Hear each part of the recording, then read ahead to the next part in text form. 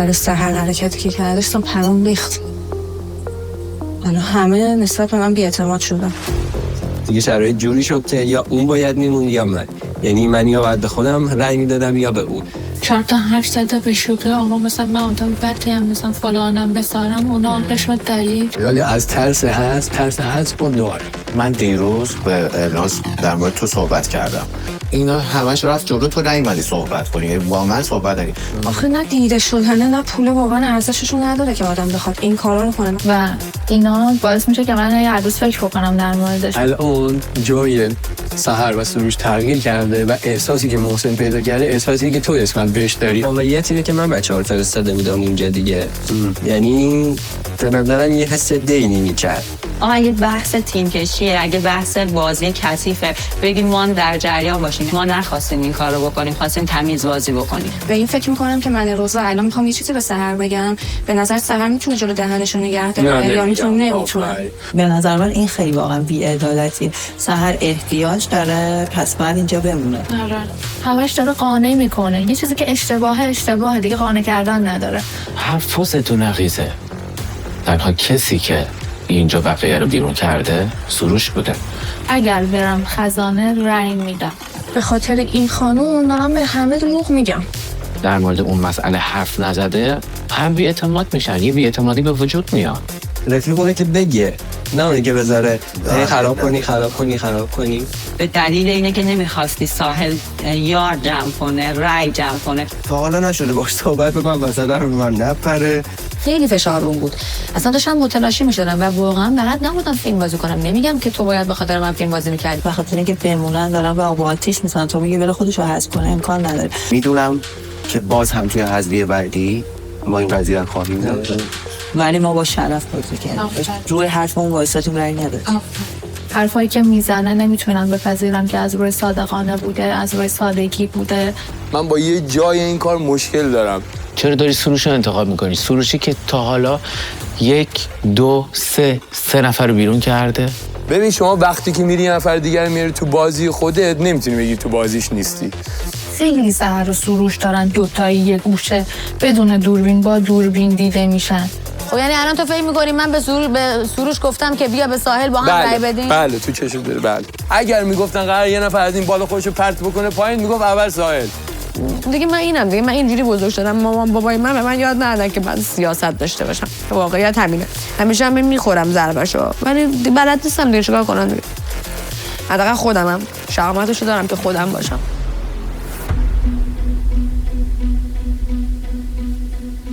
نمیدونم واقعا. میتونم حرف بزنم؟ آره تبسم می‌خواستم. ببین من دارم یه چیزی رو بهت میگم. تو اومدی اول به مسعود گفتی بعد از تبسم من دارم نظر خودم رو میگم، چیزی که برداشت کردم با نظر هیچ کس هم کاری ندارم. اومدی اول به مسعود گفتی و کاملا مشخصه که مسعود با رأی نمیده و بعدش اومدی رفتی به سروش گفتی سروش هم آدمی نیست که با رأی کسی رأی بده، این شخصیتش محکمه، ولی میدونی که سروش قطعاً به ساحل رأی میده. و چرا مثلا به الناز نگفتی؟ چرا به من نگفتی؟ ما از هیچ خبر گفتم نه دیگه نگفتی دیگه، قبول کن. خب ما هیچ کدوممون خبر شدیم. چرا به هومن من الناز اصلا نمیدونستیم که قرار تو رای بدی و تو اینی که داری میگی و من قبول نمیکنم به دلیل اینکه اون وسط یه سری بازی‌ها شد، من برای خودم همه رو چیدم و لحظه‌ای به ما گفتی که ما هیچ کاری نمی‌تونستیم بگیم، ما هم فریز شده بودیم که بعدش بیای بگی که من گفتم همه در جریان باشن، من گفتم. یعنی تو تا لحظه آخر نگفتی، لحظه آخر اومدی گفتی که همه همینجوری بمونن و بعدش حرف داشته باشه واسه یعنی فکر می‌کنی که من اومدم برنامه‌ریزی کردم لحظه آخر اینو گفتم و همه اینا فیلم بوده مثلا؟ من اجازه بده نظر منم. ببین الان مسعود گفت از مسعود من دارم چیزی که نظرم رو میگم در واقع. خب اتفاقی که داره از دید من اتفاق میفته، چیزی که دیدم و دارم میگم. و بعدش هم این که میگی که من رأی من 1 نفر میتونست ساحل رو بده بیرون، موافق نیستم به دلیل اینکه تو از این ترسیدی که تو مطمئن بودی ساحل به تو رأی میده. خب تو گفتی ساحل قطعاً به من رأی میده و گفتی 1 به 1 میشه، به خاطر این اومدی یه رأی خریدی که ساحل قطعاً بدی. 1 به 1 میشه ساحل نمیرفت بیرون. ساحل نخواست به تو رأی بده. سال قبل رفتن یعنی میگم اصلا نه مهم نبود. من این کاری که بعد انجام دادم انجام نمیدادم 100% به تو رأی نمیرفت میده. بیرونم نمیرفت بیرون. نه تو من نگاه کن متوجه چی میگم که تو پیش خودت گفتی که ساحل به من رأی میده چون حس کرده که این اتفاق میفته خب، ولی اومدی اینجوری رأی خرید، یعنی با مسعود صحبت کردی با سروش صحبت کردی که یه رأی بگیری که اگه ساحل به تو رأی داد 1 به 1 نشه که برای تو اتفاق بدی بیفته و حتما 2 به 1 بشه که ساحل بره بیرون. من یه چیزی اول دیدم یادم میره. من اینو بذار بگم. ببین تو اگر این کاری که میگم رو میکردی که درستش هم این بود، حتی اگر حذف میشدی به زیباترین حالت ممکن حذف میشدی. شما در خزانه‌ای که به شما دادن مجبور بودی دیگه. شما نیومدی از اجبارت استفاده بکنی و بیای بگی بچه‌ها من اجبار دارم 1 رأی دارم. خروجی اجبار 1 رأی باید دیشب از شما میشد. شما مسیر خزانه رو به سمتی بردی که یک شخص دیگه اومد با شما دست داده. یعنی مسیر خزانه رو نرفتی. شما اومدی مسیر خزانه رو به جوری که دلت می‌خواست این کار انجام دادی. متوجه حرفم میشی یا نه؟ متوجه میشم. یعنی شما قشنگش دیفالتش اینه که شما می اومدی 1 رأی میدادی بچه‌ها من 1 رأی خزانه. ببین وقتی چیزی که اینجا میاد صحبت میشه انعکاس داده نمیشه اونجا، یعنی که یه حرکت اشتباه اتفاق افتاده. شما از خزانه اومدی بیرون، من مجبور بودی 1 رأی داده میشه تمام میشه، ولی شما اومدی جهت دادی به اون. یعنی تو واقعا با یه نفر اینجا مشکل داشتی ولی قبلش نیومدی اینجا به ما بگی. مشکل تو رفته بود سمت ساحل و رفتی با یه نفر دیگه که باش مشکل داشت 2 نفر این کارو کردین که اگر نداشتی میگفتی من بر اساس انتخاب خودم میخواستم ساحل نباشد تمام، هیچ کی نمیتونه. خب حالا من یه چیزی بگم. شما الان داری میگی من رفتم رأی بخرم، به قول شما بله من خب از نظر من اگر میخواستم رأی بخرم نیازی نبود توی دوربین این کارو بکنم. به قول شما تایمی که دوربین ها نبود. همین الان میگی من تو دوربین به سروش نگفتم که منم میگم تو بیرون از دوربین به سروش گفتی. تو دوربین بهش گفتم. شما به دوربین مسئله رو گفتی ولی رأی تو به نظر من بیرون از دوربین. دارم میگم خب اگه میخواستم این کارو بکنم اصلا نیازی نبود. اگر اینقدر سناریویی که داری میگی دقیق بود نیازی نبود حتی تو دوربینم بگم و به شما هم بگم، به سروش دارم میگم.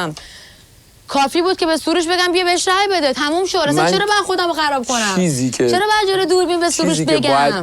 فقط به تو میگفتم. چیزی که باید عنوان می‌کردم کردم و از اینجا به بعدم با دیشب صحبتامون کردیم. میگم من دیشب همینقدر عصبانی بودم ولی به خاطر اینکه از فشار اونجا اومده بودی همینقدر خودمو نگه داشتم تا صبح که صحبت بکنم. گفتم و فردا صبح حرفمو میزنم چون از کاراکتر من تو این برنامه انتظار میره که دهنمو باز بکنم و وقتی دارم به تو میگم دلیلش اینه که شما اشتباه کردی. اشتباه تو یا بپذیر یا اگر میخوای یه چیزی بگی یه مسئله دیگه ای نیار. ولی من دارم من اشتباه کردم که به خاطر اعتمادم اومدم به شما گفتم ولی تو فکرت این بوده که من اومدم به تو بگم که تو بیای تو بازی من. نیستیم به خدا به نه اگر اینجوری داری فکر می‌کنی میگه اومدی سمت من دیدی از من چیزی در نمیاد. نه بله چون میگی از من چیزی در نمیاد. من واقعا دنبال در اومدن ازش نبودم واقعا. میدونی چرا این فکر من با تو صحبت کردم دنبال در اومدن از چیزی بودم. میگم سپیده سر میدونی چرا این فکر میکنم. خب حرف شما زمانی درست میشد که به گزینه دیگه ای نمیگفتی.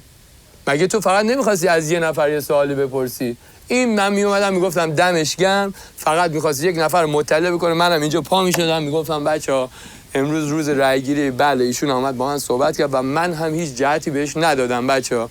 ایشون خودش تصمیم گرفت و در فشار بودش. ولی وقتی پا شدی رفتی پیش 2 3 حالا نمیدونم شاید هم نه حالا شاید هم نباشه این حرف قبل تو رو نقضش میکنه دیگه. قبول کن این شاید اشتباه من بوده ولی واقعا بله اشتباه بود. اشتباه فکر می‌کنی. تو اگه صحبت کنه بچه‌ها اجازه بدین الازم صحبت کنه. من اگر رأیم نداشتم سروش میخواست رأی بده به ساحل. حالا چه من اصلا رأی میدادم چه نمیدادم. من میخوام صحبت بکنم و مشکل خوردم. اول یه سوالی دارم حتما. خب من نبودم توی جمع اعلام شده که پس رأی دوم سروش بوده. میخواستم خودم بگم دیگه گذاشتم بعد از بحث بچه‌ها بگم.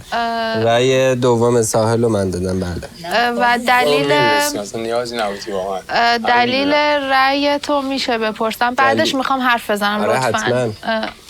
دلیل رأیش بی احترامی پشت دوربینه که من هر جای این ویلا بودم یه سری الفاظ یه سری فوشا بهم میداد که شایسته نبود و شرط اوله این که همه کنار همیم اینجا احترامه و وقتی بی احترامی میشه من نمیتونم بی تفاوت باشم نسبت بهش و اگر همجنس خودم بود من یه جوری قضیه رو حل میکردم ولی متاسفانه خانومه و من نمیتونم ریاکتی بدم. نمیتونم چون محترمه، دلم نمیخواد آسیبی بهش برسه و ترجیح دادم که یا جای من باشه یا جای ایشون باشه و به نظرم درست‌ترین کارو کردم.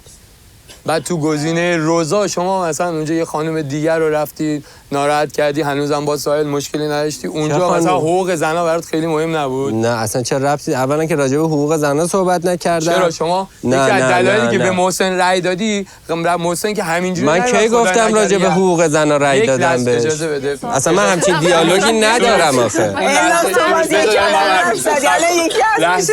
لحظه‌ای که محسن اون بی‌ادبی رو به تو کرد که من اصلا اون رو قبول نمی‌کنم، بسیار کار زشتی کرد، بعد از این بودش که شما اصلا صحبتی در مورد محسن نداشتی، هم تیمید بود. من با شما نداشتم. نه با شما نداشتم. الناز رو بلند کردش، خب من در جریان نبودم، نظر خوب چیزی که دارم میبینم، الناز یک صحبتی رو با ایشون کرد، بعد خانم‌ها همه چیز کردن، فرداش دلیل شما این بودش که محسن در جمع اومد به خانم‌ها بی‌ادبی. من اصلا همچین حرفی والله که همینو گفت. والله که من همچین حرفی یادم نمیاد بزنم. من نه اصلا من هیچ وقت همچین دلیلی نیاوردم که من میگم اگه یه کار درست تو این بازی کرده باشم و برگردم دوباره میکنم، اینه که این آدمو انداختم بیرون چون خودش ثابت کرد که درست بود. این یک. شما از نظر من باید بیشتر روی دروغ‌هایی که میگی تمرکز بکنی، چون راست که معمولا خیلی تا امروزی که دیدم اصلا نمیدونی باید چی کار کنی، یعنی اصلا جملت از جایی که شروع میکنی تا آخرش نمیدونی باید چی کار کنی، فقط آخر جملاتت میگی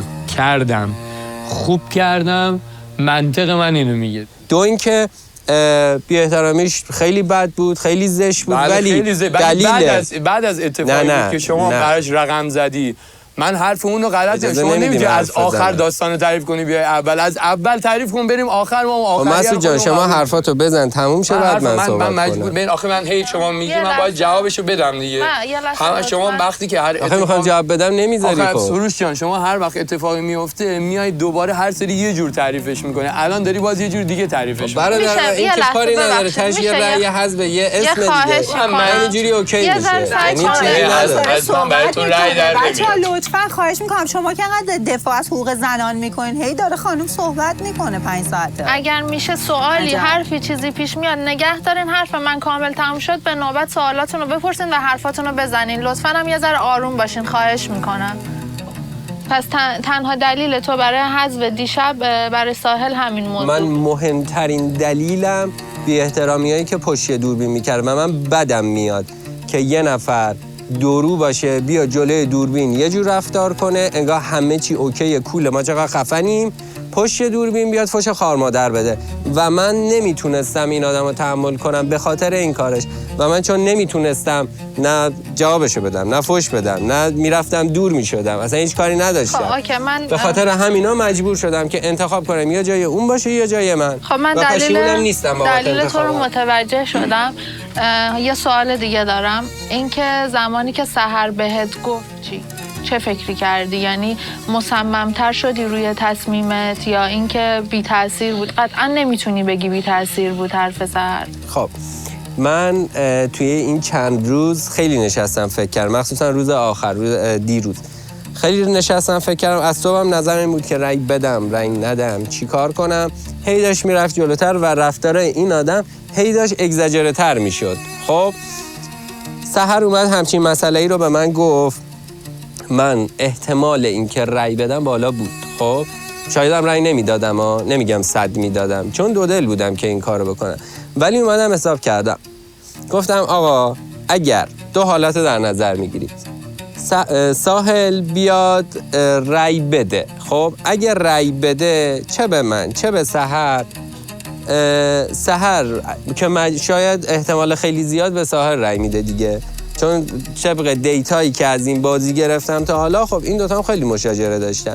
گفتم یک یک میشن، خب سحر میره بیرون و من دوست نداشتم کسی که باهاش مشکل دارم بمونه و خب کسی که مثلا حس دوستی بیشتری باهاش دارم بره. این یک.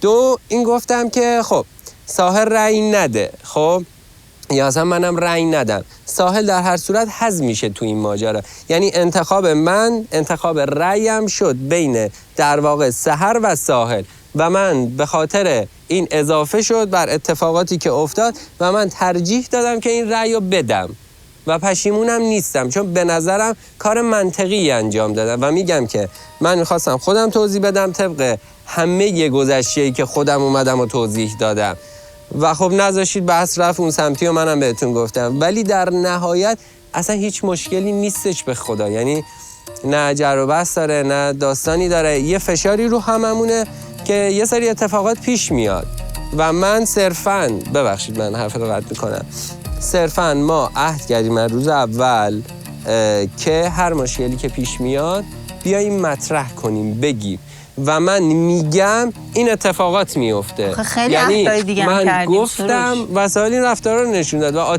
انگار یه آتیش بزرگتر شد. اصلا من موندم چرا؟ آقا ما یه سری حرف زدیم طبق همون عمل کردم دیگه. و من از اینجای به بعد از اینجای بازی به بعد دو تا چیز میخوام بگم تمام شد.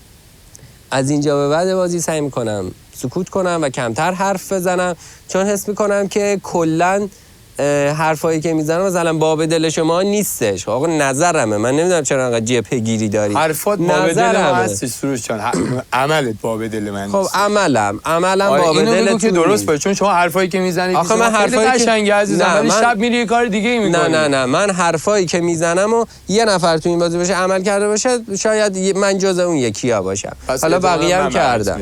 آخه من اینو بهت گفتم سر میز مار، ببخشید خیلی عذر همونجا که صحبت من برگشتیم زدیم ببخشید سوال دارم بعد حرفمو بزن. آخه این خیلی وقت منتظر. الان یکی از حرفایی که صحبت کردیم این بودش که ما روز اول هممون یه حرفی زدیم، ولی الان که روز ششم هفتمیم هیچ کدوم اون حرفا، یعنی هممون بالاخره یه بار این کارو کردیم. همش موندم. نه من موندم، من کامل حرف زدیم که همه چی رو بگیم و تلاش کنیم که همدیگه رو کنار هم نگه داریم، ولی از نظر من یه سری شیشه خورده داشتن و من حذفشون کردم که همه چی راحت تر بشه و شما هم چیزی از دست ندادید. میگم که مثلا یکی از چیزایی که سر میز گفتیم این بودش که هر اتفاقی بینمون میفته بیایم به هم بگیم و شما دیگه سر خزانت اصلا ساده‌تر از من تو این بازی وجود نداره. اصلا ادعا به من نمیچسبه واقعا. صحبتو نمیبریم، ولی میخوام بهش بگم میگه من این کارو 100% نکردم، اشکالی نداره منم کردم، ولی بپذیر لطفاً.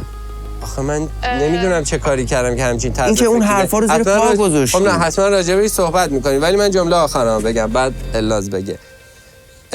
اگر فکر می‌کنید که مثلا اشتباهی اتفاق افتاده در نظر شما یا نظرمون توی یه راستا نبوده یا هر چیز دیگه‌ای، به خدا من ناراحت نمیشم. یه اسم میگید تو رای گیری، اسم من رو لطف میکنید میگید و من دست اون شخصم میبوسم و تموم میشه میره.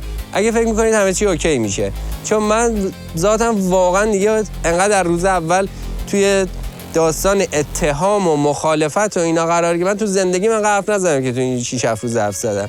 خیلی اوکی نیستم دیگه. اگر فکر میکنید اینجوری آروم تر میشین من واقعا خوشحال میشم و پیشونیتونم ماچ میکنم. یعنی اوکی هم هیچ مسئله‌ای هم ندارم. حالا بفرمایید. خب پس یعنی یه دلیلت اون بود، یه دلیلت این که ساحل اگر یکی از شماها رو انتخاب بکنه تو سعی بر این بکنی که اون نفر رو حفظ بکنی.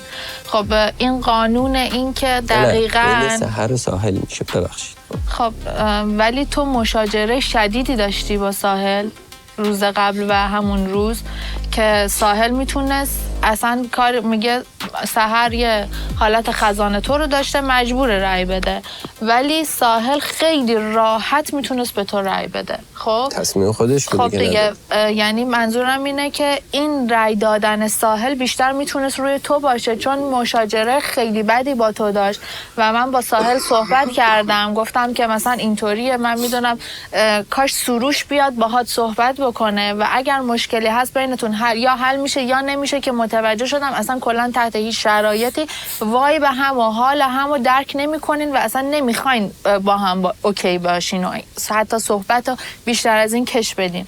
برای همین من مطمئن بودم اگر ساحل رأی داشته باشه که بابتش دلیلی داشته باشه تو بودی.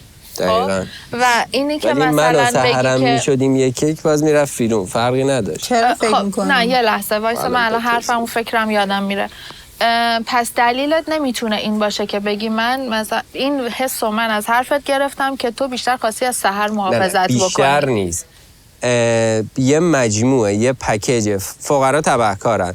تو نمیخوام فوششو بگم، نه من تو این فوشا نسبت به تو من میگم که اینجوری گریه یه فیک از نظر من برای دلیل تو رو و اضافه شد سحر روش و من تصمیم گرفتم این کارو بکنی. ولی من یه بخشی از حرف تو میپذیرم، ولی اینی که نگفته شده رو من فکر میکنم که هست و خب یا خودت در موردش واقعا فکر نکردی که بیان کنی یا اینکه نمیخوای بیان بکنی. اینه که تو به خودت خیلی بیشتر شاید حتی فکر کردی و منطقیه، چون تو یه مشکلی داشتی که همینجوری این مشکل‌ها رو تو با ساحل داشتی رای دادی دیگه، درسته؟ و ساحل میتونست دقیقاً همین فوش ندادم نه تو یه سری مشکلات با ساحل داشتی، برای تو یه سری مشکلات از طرف ساحل پیش اومد که برات پذیرا نبود و باعث رأیت شد و دلیل داشتی. ساحل هم به اندازه تو دلیل داشت که به تو رأی بده بیشتر از سحر. خب و اینکه حالا ساحل رأی نداده، ولی تو میتونستی، یعنی اگر ساحل به تو رأی میداد تو و ساحل یک به یک میشدین این وسط و به مشکل میخوردین. خب سحرم بود این وسط و میگه اگر رأیا برابر میشد این بعد میرفت بیرون. خب نه چون اصلا نگفتن این میره بیرون. اون گزینه‌ای که تو باید یکی رو خارج کنی اگه نکنی برای خودت پیش میاد. نه این همچین چیزی چرا همچین چیزی اصلا کانسپت خزانه همینه. شما خزانه‌شون باید خروجی داشته باشی. بگو بهت چی گفتن. خب بهت گفتن گزینه دوش چیه؟ گزینه دویی نداشت. به من گفتن نوشته بودن باید به کسی که رأی میدی برود بیرون. خب اگه نشه یه اتفاقی میفته. ننوشته شده. من پرسیدم اگر این اتفاق نیفته چی؟ گفتن حالا ممکنه یه جوانبی داشته باشه. میتونست ولی توش نوشته نشده بود. گفتن جوانب داره. خب پس الان جواب منو دادی نوشته نشده بود. پس الان جواب حالا دیگه به خودشون فکر کردن تا به نفر مقابل. اونو که هیچی، اون سر جاشه، من اونو اصلا بیانشم میکنم، در موردش هم یه ذره حرف دارم. پس الان جواب منو دادین دیگه. تو در واقع رأی دلیل داشتی روی ساحل، یک دلیل دو حفظ سحر بوده. آره خب. دوتاش پکیج شد با هم. الان جوابمو گرفتم. خب پس سحر چیزی که خودم هم میخواستم بهت بگم، من گفتم من همیشه حرفم راحت میزنم، خوشت شاید نیاد، شاید اون حس 100%. یه بارم بهت گفتم 100 نگو این 100 نگو اون، یه روزی اون 100 صفره. شاید الان با حرفایی که بهت میزنم خوشایندت نباشه، شاید ناراحت بشی، پس فردا بگی الناز 98 نمیدونم 80 هر رأیی که داری و این تغییر بکنه و اصلا شاید یه روزی فشار بهت بیاد یا مثلا به هر کدومتون که ازش انتقاد نمیتونم بگم، ناراحتیمو میگم، حرفمو بیان میکنم، مشکلی پیش بیاد و منو حذف کنین به خاطر اینکه دیگه اون حرفا زده نشه. من شخصیت من سحر، من خود واقعیمو دارم اینجا بازی میکنم. من تو زندگی واقعیم هم همینم، اصلا نمیتونم دروغ بگم. اگه اومدم بازی کنم ببرم فقط میکنم ببرم، اگرم قرار نیست ببرم نمیبرم. ولی من نمیتونستم دیروز فیلم بازی کنم برای شما که بگم که مثلا هیچی نگم تا شما بگین اوکی که قطعا هم الان حرفتون اینه، ولی اگر نمیگفتم هم امروز دوباره یه داستان دیگه بود که تو چه بازیگری هستی.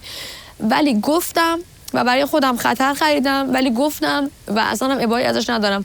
اصلا هم برام مهم نیست که چه فکری میکنید، مهم خود منم که میدونم من رو باتون بازی کردم، من واقعا تو تیمتون بودم و رو باتون بازی کردم و اصلا هم حاضر نبودم به هیچ کدومتون رأی به ناحق بدم، حتی به ساحلم رأی ناحق نمیخواستم بدم ولی مجبور بودم. مقاومتی نمیتونی روی این بکنی که با کارهایی که پیش اومده، پازلایی که کنار هم چیده شده، تو نظر مثبتی نسبت به همه ما نداری. ما نظر مثبتی در واقع. آره ما نظر مثبتی نداریم. کاملا دارید اشتباه میکنید و دارید قضاوت میکنید، چون من اصلا هدفم این نبوده که بخوام رأی بگیرم نسبت به کسی. اگه هدفم بود با همتون در میونش میذاشتم. نه ببین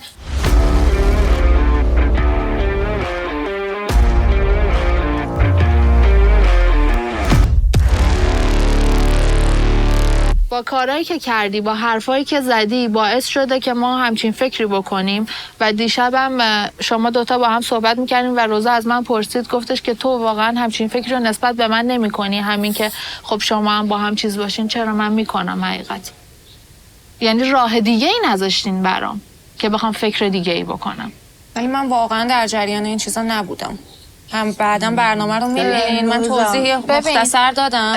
من خودم اونجا شوک شدم و اومدم از تو هم پرسیدم، گفتم تو همچین فکری در مورد من 100% کردی دیگه، جلو سحر بگو بفهمه. اصلا روزا خودش هم به سروش نمیخواد بگی. من چند بار سحر به من گفت گفتم ببین فقط به مسعود بگیم لیدرمونه، همه تصمیماش منطقی احساسی تصمیم نمیگیره، بذار لیدرمون بگیم یه نفر بدون این قضیه رو که بعداً بتونیم برای بچه‌ها بازش بکنیم. گفت به سروش بگم، گفتم تصمیم خودته، ولی نظر من اینه که به سروش نگی. حتی 3-4 بارم بهش گفتم نگو و گفت این که ما رفتیم خزانه نگفتیم دلیلش این بود که خزانه مخفی بوده و نباید گفته میشد و اونجایی که سحر گفت من خودم شوک شدم.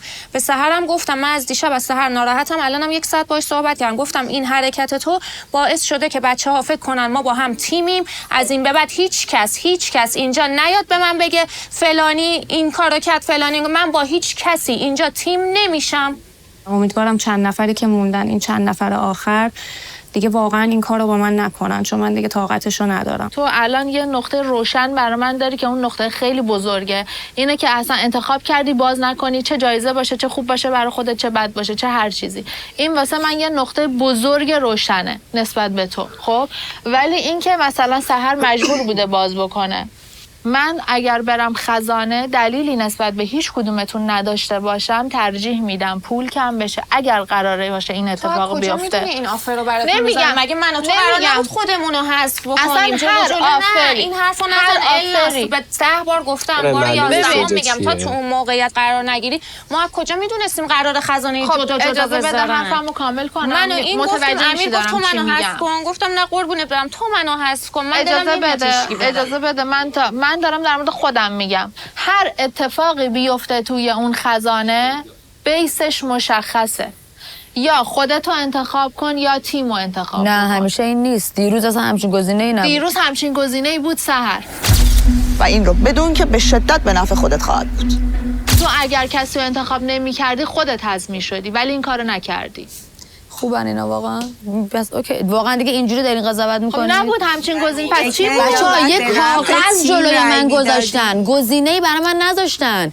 یه دفتر بسته کاغذ رو باز کردم و اینو خوندم. شخصاً $6000 از خزانه دریافت خواهی کرد اگر در مراسم رأی‌گیری بعدی کسی که به او رأی داده‌ای حذف شود. اوکی. اگر کسی ببین از دیروز و دیشب از دیروز و دیشب من این نظرمه تا زمانی که بفهمم یا برم تو خزانه ببینم مثلا همچین چیزایی نیست. کاش بپرسین از کارگردان یا اینا کاغذ رو بیارم بخونید. از دیشب گفتی من مثل یه هندونه در بسته بوده و باید انتخاب میکردم یه نفر رو. اگر انتخاب نمیکردم اتفاق بد برای خودم پیش نه به من نگفتن اتفاق بدی برای تو میفته، گفتن عواقبی داره. حالا نمیدونیم، همونجوری که همیشه میپرسیم ازشون سوال میکنیم و میگن حالا نمیدونیم. بچه‌ها یه دقیقه گوش کنید. نه این داری اشتباه میکنی. الان گزینه‌ای برای ببین یه کاغذ تایپ شده نوشته آماده بوده اونجا، توی اون ننوشته شده بود که اگر کسی رو حذف نکنی خودت حذف میشوی. عواقب بد داره. تو از اون ننوشته بودن عزیزم، نوشته بودن $6000. تو از اون عواقب بده میترسیدی که حذفی خودت بشه.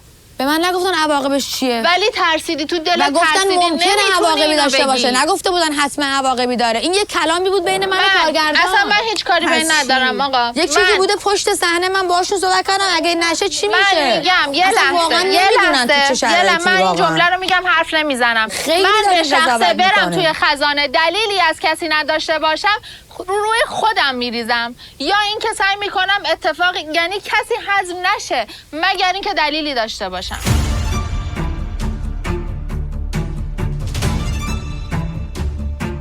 یک برگه رو برای من گذاشتن، یک مطلبی رو توش نوشتن که کاش واقعا الان عکسش بود یا نمیدونم، حالا بعدا میبینید فیلمش دیگه.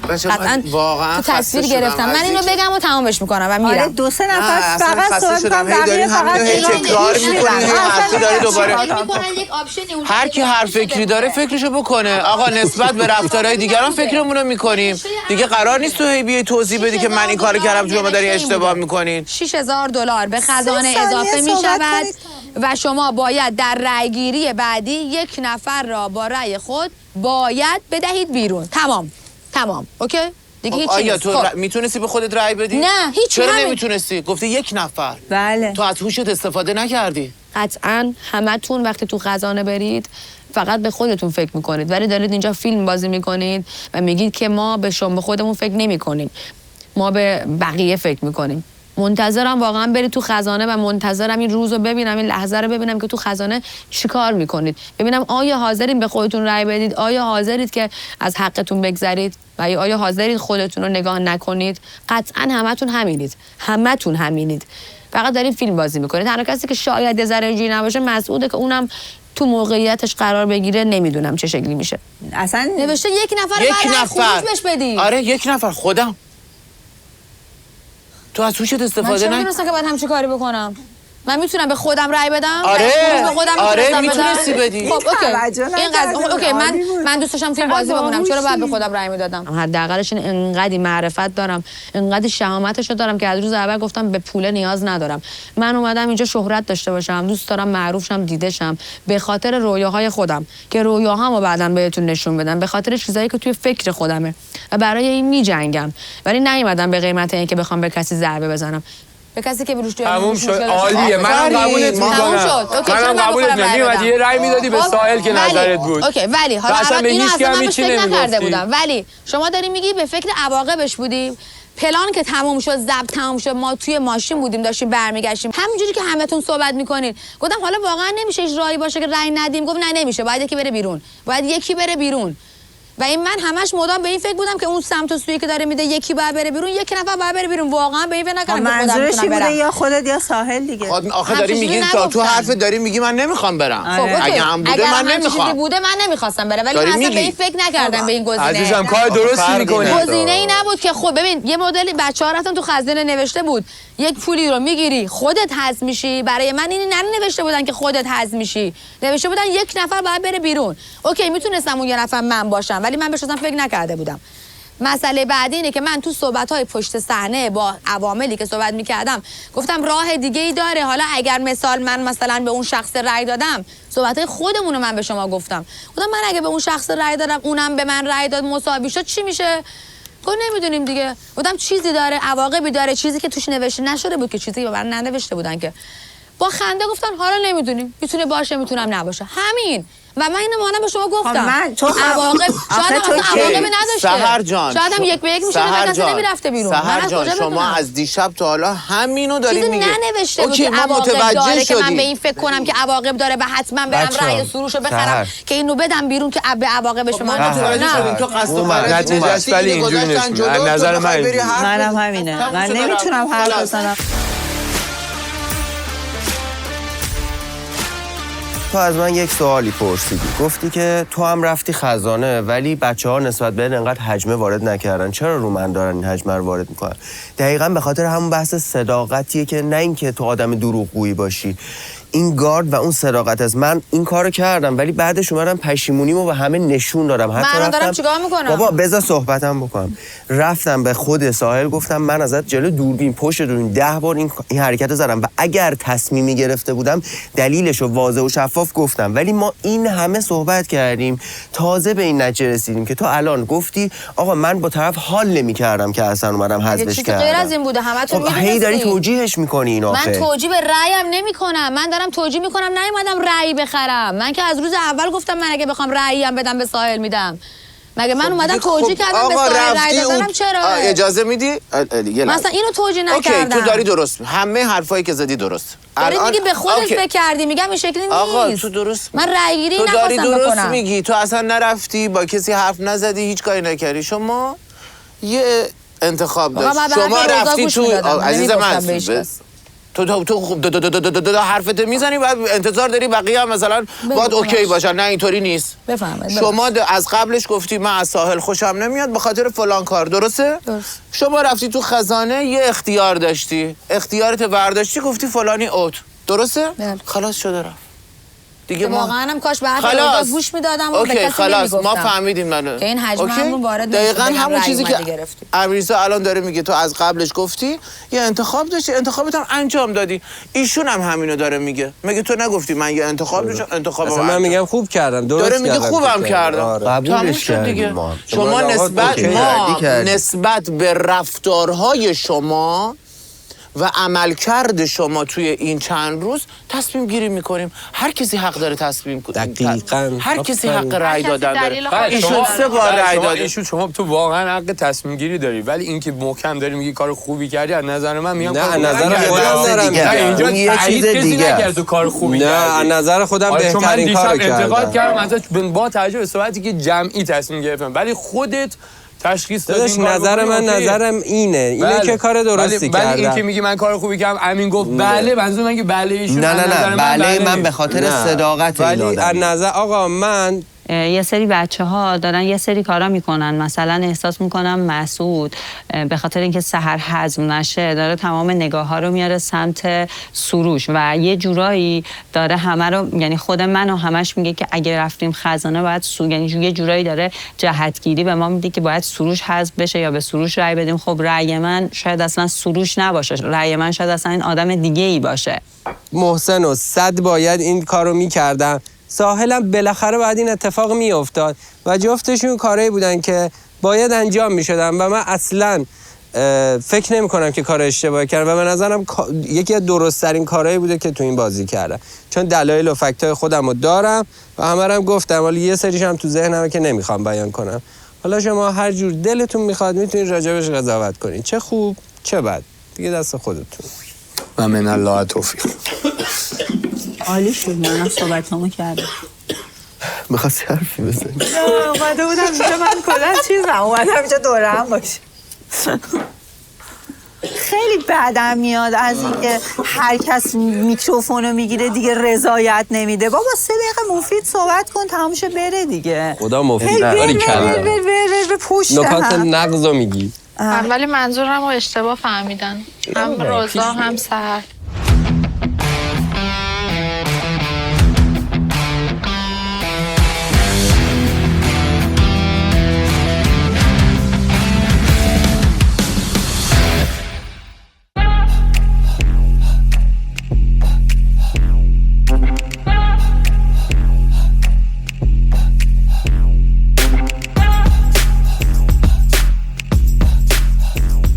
بازی دارت من میرم برمیدارم.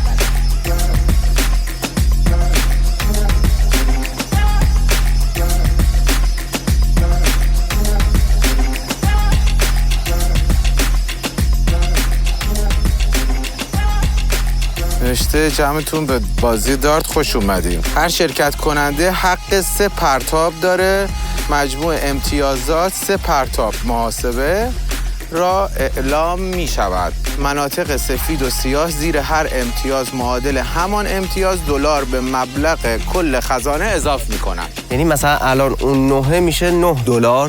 آره اون عددهای دور عددیه که میگه توی سفید و مشکی که میره همون مبلغ عدده است. یعنی آره اگه 12 همینه، اگه 14 همینه. مناطق سبز و قرمز امتیازها به میزان 2 برابر همون امتیاز $. به مبلغ کل خزانه اضافه میشه. قسمت‌های سبز و قرمز یعنی 2 برابر میشه. آره یعنی اونجا مثلا 9 2 برابر میشه 18 قسمت سبز و قرمز. 3 منطقه سبز مرکز دایره $500 و اگر منطقه قرمز مرکز دارت رو بزنی $1000. قرمزه رو بزنی $1000 به کل خزانه اضافه میشه. اما فکر کنی اماش چیه؟ اگه بیرون بزنی آفرین. اگه پرتاب به دارت اصابت نکند مبلغ $500 از کل خزانه کم میشه. نه بابا. پس سعی کنید $500 اگه نزنی؟ بله هر ضربه‌ای که اونور بره $500 کم میشه. به افتخار من براتون خوندم دست بزنید. آقا هر بار یا هر نفر 3 تا داره. تموم شد. هر باری که خارج باشه هر فرقی نمی‌کنه هر کسی. مسعود بزن اول. پشتون اینجا وایسا. میشه جلوش رفت؟ این چاره من برای اینکه اولین نفسم یه دونه چیز داشته باشم قلق گیری خیلی چیزه بالاش. منو دوربینم ضعیفه. آفرین. تمرکز کن. عالی. خب شما خودت حساب کتاب کن منج. بچه متوجه شد دستتون رو بالا بگی چون این مستقیم میره. شما برو جلو دیگه عزیزم، برو جلو حساب کن. 24 بله. یه دونه 19 4 با 19 44 43. من دوربینم ضعیفه. اگه رفت فکس نکنی دستتو بالاتر بگی. فقط بزن. دستتو بالا بگی. دوربین ضعیفه میزنی وسط. ببخشید من 500 دلار دستی میدم. عجله نکن. دستتو بالا بگیر فقط روبرو پرت کن. من دستی بهتون میده. 40 دلار بردیم 50 دلار محکم‌تر بزن، بالا بزن. خوب 1000 تا پرید. 1000 تا ازمون کم شد. 6 دلار اضافه شد. دمت گرم. آره به خدا. شما بزن. نه بزن. تنیسوری میزنی اول رو. هی تنیسور بچا هر کدوم تو که فکر می‌کنید الان امکان داره دستتون بلرزه بدین بعدی. آفرین فقط بزن و امتیاز برسید. اب نداره. محکم‌تر. آفرین. زدم تلاشمو کردم. عالی. 18 و 43 بچه‌ها 61 49 18 و 49 میشه 67 67 و گرفتیم 1000 تا دادیم. 1500 تا دادیم. داشته باشه. و محکم بزنی. بزن. حالا شاید اشتباه بزن. نه اشتباه نمیزنی تو خوب میزنی. مطمئنی؟ بله محکم بزن. مطمئنم محکم پرت کن. اولک. خیلی باید محکم پرت کن. دستو بگی بالا محکم پرت کن. آفرین آفرین. تقلبم کردی با من. 2500 خیلی ضربه دست میخواد. محکم بزن. چون شیبم داری. روزا محکمه. چقدر شد؟ 4. من نمیبینم از 4 تا اضافه شد. ضعیفه. چند بود قبلی؟ روزا دستتو بالا بگی آفرین حالا پرت کن. با این نمیره بالا؟ نه مستقیم میره. فقط مستقیم میره. آفرین. محکم. آفرین.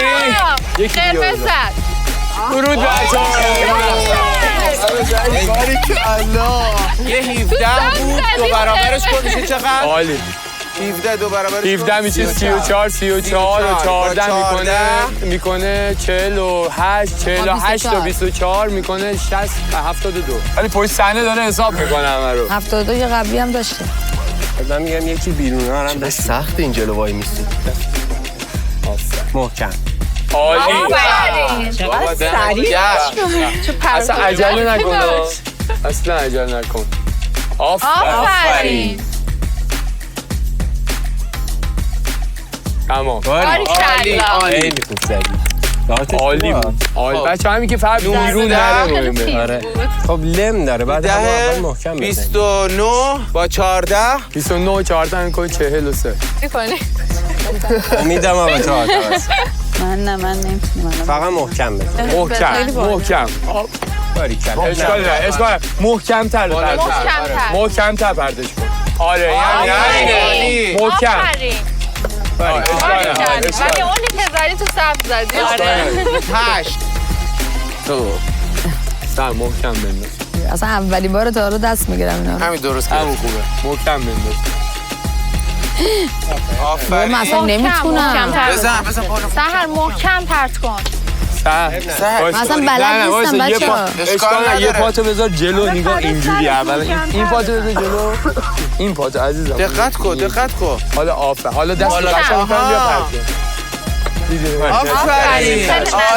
اولین بارم بود اصلا دست دادم. خب حالا ما چند بار میتونیم کارو چند تا دیگه دارت بندازیم بچا دیگه خزانه خالی میشه دیگه راحت میشه.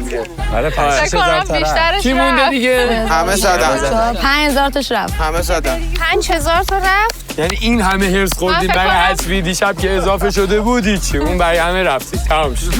مرسی که ما این همه زحمت کشیدیم دیروز یکی اینا بزن و اینا 6000 تا اضافه شد برگردیم دوباره بعد. وای بچه‌ها نامه اومد. بچه‌ها نامه سوم اومد قبول نکنید. این برمیگردیم ویو رو نگاه. بیایید پیش اسب تروی. من نمیخوام. تو گرفتی دیگه خودت. حالا که امروز دیگه الان قسمت اینه که من آخه خبر بر نه اینو میخواد سومی دیگه من نمیخوام. خب اونایی که بیرون میره $50 از خزانه کم میشه. $50 کم میشه. بازیتون انجام مرسی مرسی. بازیتون رو انجام بدین تا پاکت بعد راحت باشین دوستان. چی؟ خب اول مسعود خودم اضافه کردم. خب الان یعنی جایزه اضافه میشه. حالا خیالمون راحت. یعنی الان میگه $250 $500 کم شد. $500 کم میشه. آفرین ولی یه خط تو گرفت. اشکال نداره. نه دیگه الان فهمیدم 50 میزنم. وایسا میشه 22 24 نه 50 یه ذره اصلا چند دور باید بازی کنیم؟ بازی میکنیم تا نامه آقا نامه بعدی نهد بگه اونایی که زدید 500 شده. نه دیگه لطف کردم. زدین حذف. باریک سروش محکم. ماشاءالله بعدی وسط. عالی 16 حسابو دارید بچه‌ها؟ نه یعنی ما هر کاری هم کنیم با اونا به اونا باید چی بدیم. نه جدی میگم حالا 50 هم حساب کنیم باز ما کمتر زدیم. بزنم؟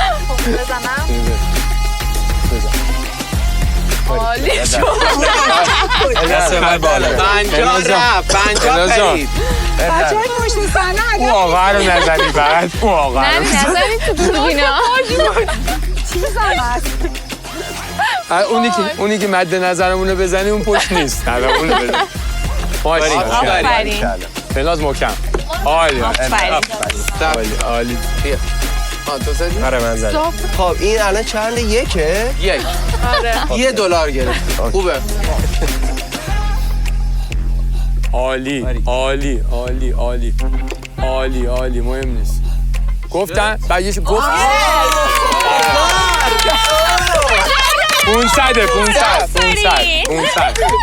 500 دلار. آره 500 واسه با اینکه پایینه مثلا جز اون نیست. جایزه همینجوری گولاخی بزن. به باریکالله. خوب لبه امیر همچین دستش خوشباریک خیلی سری میزنه. ضربه دستش تنده. آفرین. روزا بذار تبسم بیاد. تبسم بابا. آره همه ضرره. هزینه‌اش بیشتره. آره میری بالا رو 50 بزن محکم بزن. ماشاءالله. میدونی چرا؟ چون اون پا جلو. آره این پاتو قشنگ بیار جلو تکیه کن حالا دست بیار پشت. کمتر بزن. خوبه باریک کرد. تو استعداد دارک مادر. استعداد تیراندازی خیلی افتضاح. خب این دیگه چیز آخره. من وایسا همونجا بزنم به تو. تو وایسا من بالا سرت نشونه میگیرم قول میدم. باشه وای میستم. اینو بزن. اینجا میزنه. بزن. میترسم. بزن اگه میدونی اگه رد چه عکس سینماییه بزن.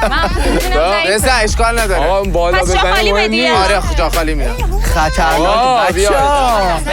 تو چرا حالا داری این کارو میکنی اون میگه بزن دیگه تو مستر میشم. یا حالا فکر کرده واقعا الان سیمینوف دستش تو همونو بزنی. من رفتم. ما ایستاده بودم ببین. هممون بدتر شدیم. باریکالله. عالی! این آخریه از همش عالی تر بود. یه پله بیایی بریم بریم بیاریم. مارتو اینطوری بود. گیتی. تمومه آقا. حالا میخوای دوباره سیب بزنه رو سرمون امتحان کنی روزا؟ سیب بیارم. میشه یه سیب به ما بدیم؟ واقعا این کارو میکنی؟ آره. آدم ریسک پذیری هستی. ریسک دیگه بازیه. میخوای دارتای دستت یه نگاه کن بعد سیبو بذار. ریسکش سنگینه ممکنه یه دست و پاتو از بیا دست روزا. من بیام. تو رو خدا جا خالی بده اگه دیدی داره میاد سمتت. جدی میگی؟ میگین بچه ها آقا وایس میزنم دیگه، ببخش دیگه اگه سوراخ شدی از خانومت معذرت میخوام همینجا. تکون بخور. بالا بزن بیا نمیتونم.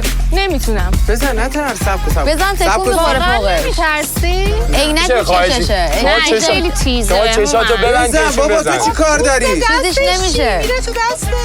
نه جدی چشاتو ببند ننیو مدیتیشن کن که اون دنیا همینجوری بری. سه رو گفتم. من سه رو گفتم. چیزش 1 2 3.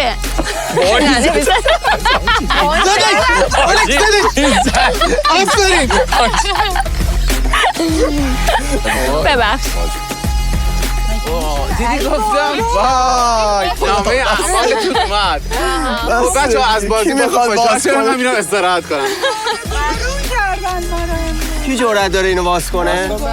سروش بده سود من. پوچه عالیه. چیکار می‌کردن دیگه؟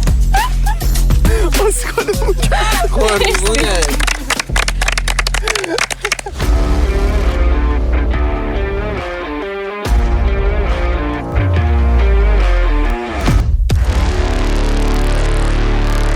من بهشون 10 بار گفتم من اصلا نمیتونم دعوا کنم، نه من دست و بالم میلرزه، تپش قلب میگیرم، من نه رأی میدم نه با پشت کسی بد میکنم فلان. همون روزی که من و تو رفتیم ساحل و مثلا قضاوت کردیم و من چقدر گفتم خدا رو شکر محسن یه چیزی نشون داد که ما دیگه اونو اونجوری اشتباه قضاوت نکنیم. ولی هی داره هر روز یه داستانی پیش میاد، اصلا من پرام میریزه بدون اینکه من کاری بکنم در حق کسی مثلا در مورد من همچین فکری. من اگه می‌خواستم کنم یه بار با تویی که اومدم رفتم اونجا یه بار به تو حداقل برمیگشتم گفتم امیر بیا این کارو بکنیم اون کارو بکنیم. گفتم تا حالا نه. من برای اولین بار در این ویلا میخوام در مورد تو یه چیزی بگم که رو به مثبته. واقعا دارم، نه اینکه به جدای از خصوصیات شخصی بد متوجه نشی، جدای از مسائلی که از نظر من برای من مثلا خوشایند نبوده، مثل رأی دادن یا نظراتی که متفاوت دارن. من احساس میکنم شما یه ابزاریش اینجا شدی یا از تو استفاده شده برای چیزه. من با سحر مشکلم. چرا؟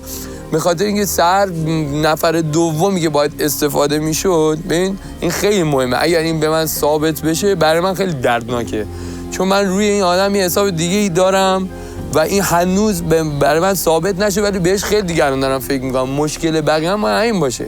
شما یک دست آماده برای رأی داشتی که آماده است، همه موضوع تو رو میدونستن. حالا منم نیاز دارم به یک رأی اضافه تر. چرا؟ چون فکر میکنم که امکان داره بعد از اینکه بیام عنوانش بکنم بیان چند نفر به من رأی بدن. از شما استفاده ابزاری شده. برای تبریک میگم بهت که یه جا برای شما مورد به نظر من بازی قرار گرفتی اینجا. حالا سحر میاد میگه نه من این کارو نکردم، من نمیتونم ازش بپذیرم. آقا این همه آدم برای استفاده کردن منو فرستاده تور، برای من جواب نمیشه. نظر شخصیمه. تو رفتی با کسی صحبت کردی که میدونستی که آماده است. شاید مسئول به من اعتماد نداشته باشه، ولی من به مسئول اعتماد دارم. ناراحت هم نیستم از این انتخابی که کردم، عیبی هم نداره، اصلا مهم نیست، چون من همیشه چوب اشتباهات خودم میخورم. تو رفتی با یه نفری توی خزانه و هیچ تصمیمی هم نگرفتی، یعنی این اصلا مسئولیت تو نبوده، ولی تو به اون طرف گفتی نگو این رو، به خاطر دوستی، به خاطر اینکه حالا مثلا میفهمم قصدت رو متوجه میشم. من نگفتم نگو، یه تصمیم دوتایی با هم دیگه گرفتیم، مثل همون تصمیمی که من و تو با هم دیگه گرفتیم. و خزانه ما خزانه مخفی بود. ما وقتی که با عسل داشتیم تو راه برمیگشتیم قرار شد جلوی در کسی نبینه ما توی ماشین با عسلیم. من چرا بیام جلو عسل خودمو خراب کنم بگم عسل پیش ما بود؟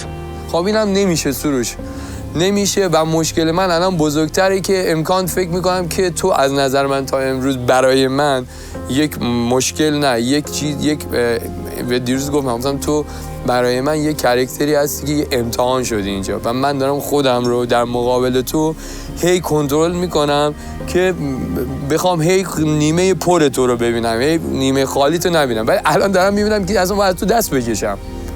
این تو دیگه الان تو رو مشخصه برام میخوای چی کار بکنی. خب تو مثلا بیای به من بگی که مثلا این کارو بیا با هم دیگه انجام بدیم، کار بدی هم نیستش، بیا با هم رفتیم خزانه. خب من اصلا پس تو نظرت مثبت بوده که اصلا مهم نبوده برات که گفته بشه یا نه؟ اصلا برای اینکه من کاری نکردم که گفته اینجا بشه. الان یه قضیه مشخص شد. سحر برگشت سر میز، اولین صحبتی که بود بین ما 2 نفر بود، گفت روزا گفته این کار نکن. بیا میبینی؟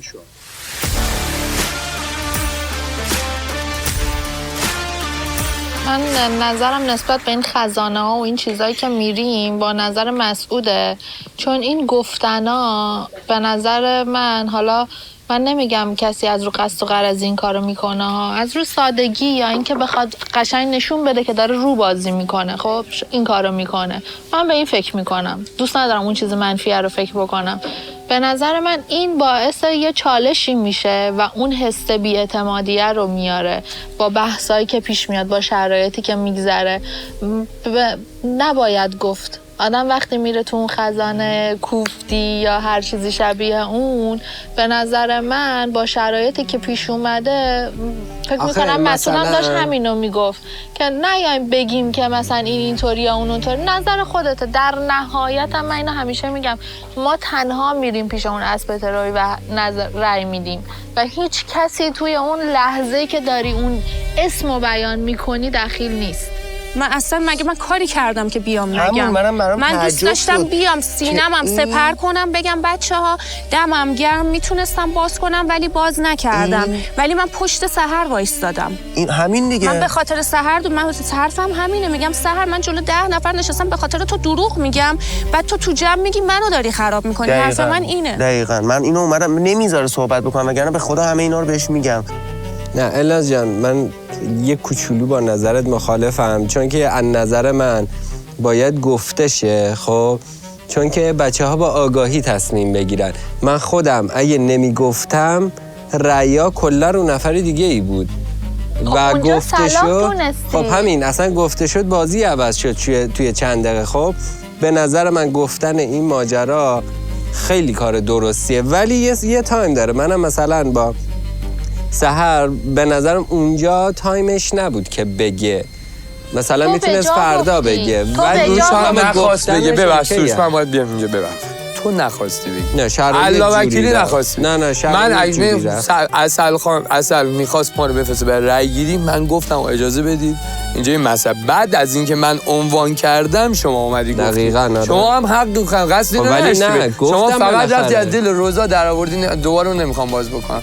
یعنی این رو نگو که من نمیتونم مخالف باشم. تو هم حتی تصمیم چیزت رو فقط با روزا خواستی. خب چون مسعود اولا که من اولیش بودم که این اتفاق برام افتاد. نه میخوام حس اون موقع ما بگم. نه میخوام حس اون موقع ما بگم. من اولیش بودم که این اتفاق افتاد. خب بعد من وقتی که مثلا برای امیرحسین اتفاق افتاد و تصمیم رأیش دادم، اصلا روم نمیشد تو چشای هیچ کسی نگاه کنم. خب به خاطر این اصلا روم نمیشه، از سر خجالت نیومدم بگم و گذاشتم. یعنی من فرداش قصدشو داشتم که بگم. آفرین. ولی شما قصد داشتی، درست برنامه‌تون این بود که شما فرداش بعد از اینکه حذفی اون شب که ساحل بود از نظر بچه‌ها انجام بشه، فرداش به توضیح بدید. پس تو هم می‌خواستی فردای خزانه بیاد بگی که چی شد. شما قصد که من اومدم رو میز دیدم، بعد از اینکه دیدم اومدم گفتم اجازه بدید اینجا یه اتفاقی در خزانه افتاده که من چون سوال کردم بچه‌ها در سکوتشون متوجه شدم که یه اتفاق دیگه ایه. اگر میخواد رأی بدید بر اساس این بگیرید. پس تو هم تصمیم گرفتی و این قابل احترام. آقا من چرا نمیتونم این جمله رو بفهمونم به کسایی که میرن خزانه؟ ناگاهی بچه‌ها اذیتم. عزیزان من، شما وقتی میرید در خزانه شرایط خیلی سختی هست. سکوت کن، برو کارت انجام بده.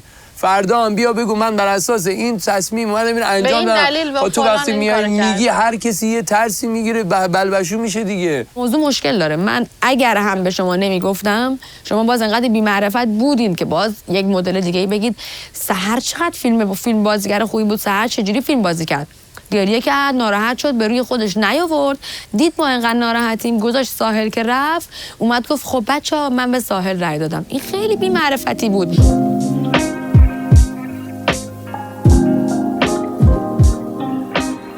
سروش اومد اینجا پیش من و مسعود و سحر نشست. من فهمیدم سحر میخواد بگه. تا مسعود بلند شد منم پا شدم رفتم که الان سحر سر میز میگه که من و روزا با هم به سروش گفتیم. من اصلا در مورد این با سروش صحبت نکردم. من اومدم اونجا تو جمع نشستم وسط دارم لیوانمو اینجوری میکنم به خاطر سحر خانم دروغ میگم. بعد سحر یهویی میگه من این وسط خراب میشم. خب من ناراحتیم از اینه. میگم منی که اومدم در حق یکی رفاقت کردم چرا بقیه باید رو من بگیرن؟ قربونت برم این تقصیر تو نیستش. اول از همه بذار من یه ذره بیام نزدیک. اولندش که این تقصیر تو نیستش، حسیه که برای بقیه به وجود اومده. بعدم این که همه چیز به مرور زمان مشخص میشه. اصلا تو نیازی نیست حرکتی بکنی دیگه. هیچ توضیحی به هیچکی نمیدم. گفتم بریم بعداً ببینین، بعداً این قضاوتتون خجالت بکشیم. واقعا خیلی زشته که همینجوری به خاطر یه رفاقتی که من در حق یکی کردم منو اینجوری قضاوت میکنید. به نظر من گفتن سحر کار درستی بود، ولی اون لحظه نباید میگفت. فقط هم به خاطر اینکه حجمه ها میومد رو خودش، فقط به خاطر همین نباید میگفت. چون اصلا یهو اصلا گفتم یا علی الان من خودم بهش میگم رای میدم به خودش. سحر جان شما به نظر من اگه دوست نداری اصلا در مورد شرایط خزانه دیگه اصلا اگه دوست نداری توضیح نده. نه من میخوام بگم. خیلی خوب گفتی بفرما. من تا روز آخر سحر نه به تو رای میدم نه با تو مشکلی دارم نه چی، ولی نه دیده شدن نه پول هیچ چیزی ارزششو نداره که این اتفاقا بیفته. مگه من چقدر جون دارم؟ از روزی که من با امیرحسین اینجا ورود زدم روز اول یه داستان، روز دوم یه داستان، روز سوم من و تو رفتیم خزانه یه داستان، روز چهارم آروم گذشته، روز پنجم ششم باز من توی یه حاشیه‌ای قرار گرفتم بدون اینکه من به کسی بدی کرده باشم. حق داری کنی. حق داری.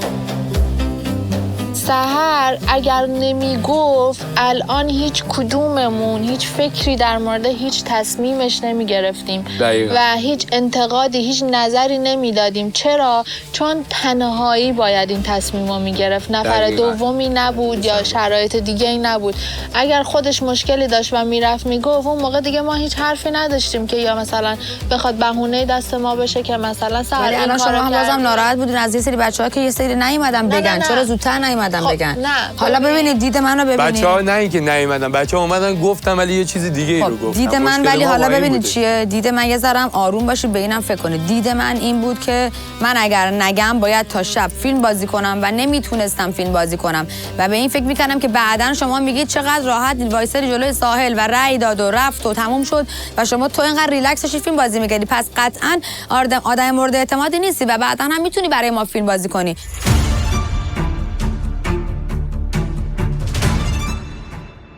اون آدم میخوام ببینم تا کجا میخواد پیش بره. شب بعد اینکه رأی گیری شده منو کشونده کنار، دوربینم از همون تصویر گرفته.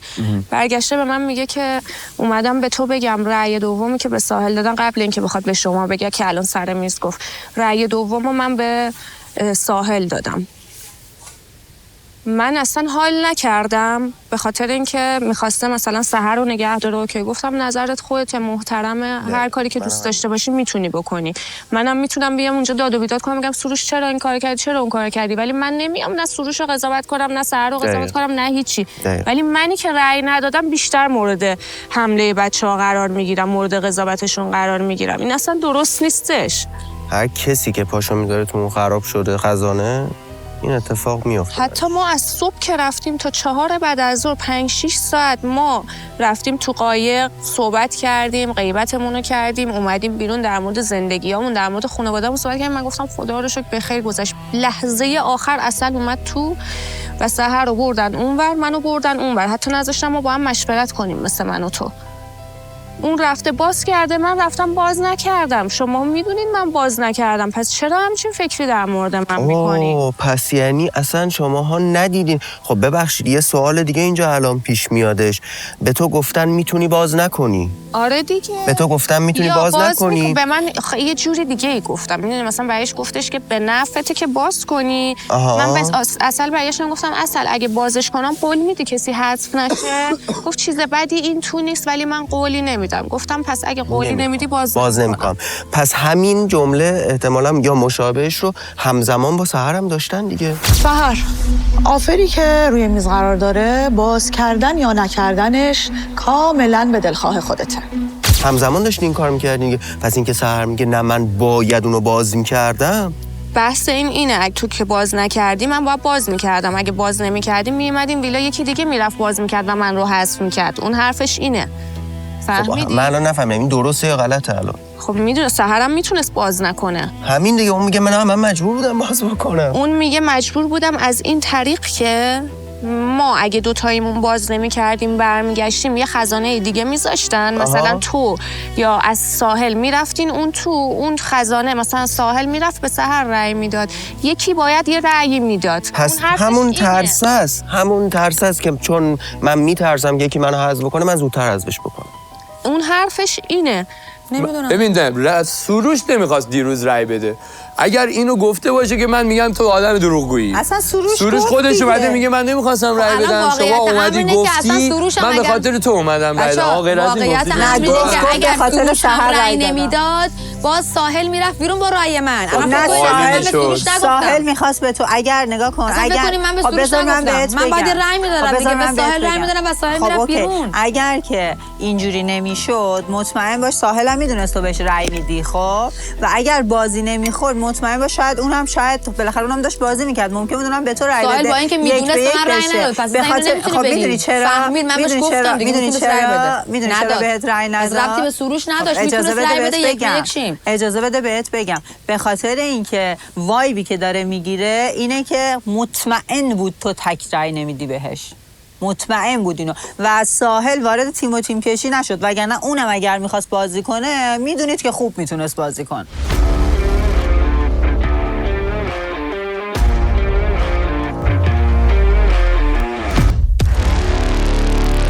من به خودشم تو روی خودشم گفتم من الان به این بی‌اعتماد نشدم، ولی الان به این فکر میکنم که مثلا میخوام مثلا یه چیزی رو به سحر بگم، به خودم میگم روزا به نظر دهنش میمونه یا نمیمونه و سعی میکنم نگم دیگه.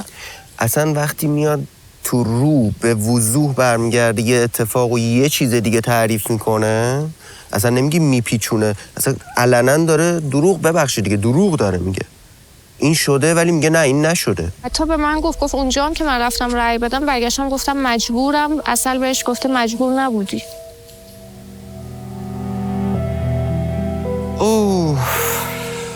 شما میگفتی داری میگی محسن یعنی نگفته، منی که اومدم خودم به شما این تز رو دادم، گفتم هیچی نگو برو تصمیم خودتو بگی. کاش تو آقا واقعا به حرفت گوش میدادم. بعد امروز میومدی اینجا میشستی به تو میگفتم چرا این کارو کردی؟ نه میگم کاش بعد اتفاقا به حرف تو و روزا باید گوش میدادم. مشکل من اینه که منم چون شما به حرف من دیگه گوش نمیدی، منم ترجیح میدم در حرف شما دیگه گوش ندم. من آخه اصلا چیزی ازت نخواستم مسعود که بخوای به حرفم گوش بدی. تو الان داری میگی اومدی به من گفتی فکر کردی میتونی منو تو تیم خودت ببری. من واقعا فقط بهت گفتم چون بهت اعتماد داشتم. الان این فکر نیومدم بهت بگم که برای من تیم برای من رأی بخرم ازت.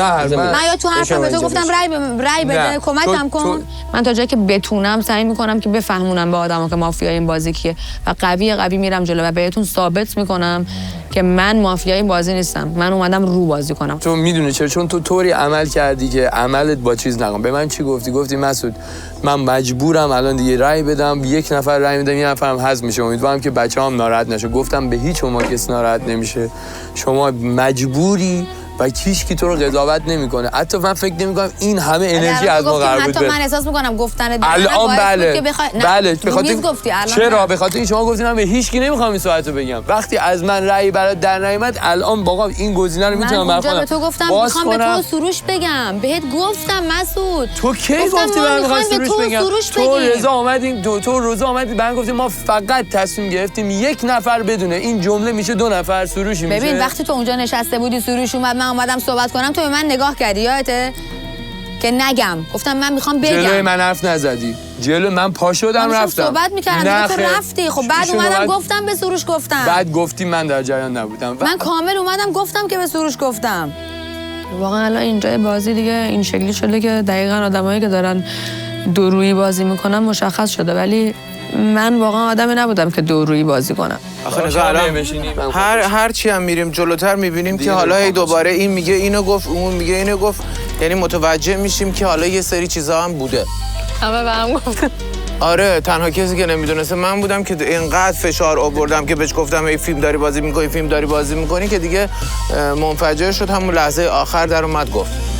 دیگه هی تلاش بکنم خودم رو سفید کنم، هی تلاش کنم خودم رو بیگناه نشون بدم. این وسط خب من خراب شدم، غیر از اینه؟ نه قربونت برم. نه اونو مشخص شد، حوزش مشخص شد، ولی منم نسبت به من بچه‌هام همین گاردو گرفتن دیگه، که اینم به الناز گفتم الناز 100% منم اگه جای تو بودم فکر می‌کردم ببین چه وضعیه، مثلا نگفته به من، میتونست شب بگه فلان و اینه، ولی چون مثلا رفته بودیم با عسل و قرار نبود کسی بفهمه عسل پیش ماست، نمیتونستیم بگیم.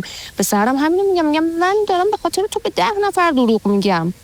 خب پس این حق رو به بچه‌ها میدی که این حس رو به تو داشته باشن؟ حق رو بهشون میدم، ولی این میدونی چرا ناراحتم؟ به خاطر اینکه در مورد این قضیه دیشب باهاشون صحبت کردم و هنوز نگاهشون به من صاف نشده، هنوزم همون حرفا رو میزنن. من از این ناراحتم که رفتم توضیح دادم، همه چی باز کردم براشون. میخوای صداشون بکنیم الان صحبت کنیم باشون یا نه؟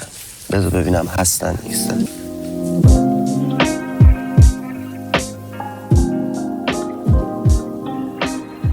تو شرایط بدی قرار گرفت، ولی واقعا حالا جدا از این، نه خدا شاهده بحث طرف، نه هیچ چیز دیگه ای، خب بحث منم ترجیح میدادم که نگه به من که این حجم وارد شه، چون من تا شبم اصلا نمیدونستم که باید رای بدم یا ندم. خب یعنی امکان داشت رای بدم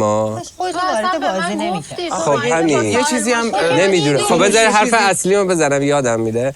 ولی اگر میخواستش که حالت تیم کشی باشه یا داستان دیگه ای باشه، اصلا کافی بود جلوی دوربین نگه و پشت دوربین بیاد بگه آقا همچین اتفاقی افتاده. اینجوری من که ذاتن دستم بالا بود، خب یعنی اینجوری بود دستم، یعنی نصفه بود، ولی خب پشت دوربینم میگفت اوکی بود، هیچ کی هم متوجه نمیشد. یعنی همینجا ثابت میکنه که واقعا سیاستی در کار نبوده، تیم کشی نبوده و شرایطی نبوده. در مورد خود تو بگم، تو مثلا در میای میگی که من از این بر به خاطر این موضوع، یکی از موضوعایی که گوش میدی؟ تو داری میگی که من یکی از موضوعاتی که به ساحل رأی دادم که بره بیرون به خاطری که فحاشی کرده، ولی تو که اگه اون پشت دوربین این کارو کرده، تو جلو دوربین این کارو کردی. من فحاشی کردم بهش؟ نه زمانی که با محسن. اوکی داداش اصلا زمین تا آسمون چه زمین؟ اگه من میگم از یه حرفی، آقا اگه من میگم از حرف زدن این منو الناز تقریبا شبیه هم فکر میکنیم، میگیم که آقا ما کسی که بامون بی تربیتی کنه همه مدل من بدم میاد، نه خودم حرف میزنم نه اینجوری، ولی بعدش که بخوام بگم که من با پسر اینطوری حرف زدم ولی با دختر اینطوری حرف زدم، ولی تو هم کوبوندیش، تو هم بهش گفتی، خب تو فشار آوردی بهش که اون اینطوری کرده. نه حرفایی که اون زمان به شما تا حالا خدا شاهده از گل نازکتر گفتم، نه به ول اصلا یادم نمیاد. این آدم ورداش با یه حرکت خیلی کثیف، چیزی که دید اذیتت میکنه، تو کلمات داری استفاده میکنی. کثیف چیه مگه آقا؟ این چه حرکت کثیفی بوده که اینقدر باید محکم بگی کثیف؟ داداش بعدش هم کلمه نظر من کثیف خب بعدش هم کلمه‌ای که داری استفاده میکنی میگی که خوب کردم اینو اخراج کردم. آقا نظرمه، من نظرمو نگم اینجوری، یعنی مثلا تو با این آدم تو زاویه بودی؟ با این آدم تو زاویه بودم، نظرمه دیگه. بیام دروغ بگم؟ این میگن یه زمانی یکی یه سنگو میندازه توی چاه، وقتی میخوان درش بیارن 1000 تا عاقل هم میخوان برن نمیتونن درش بیارن.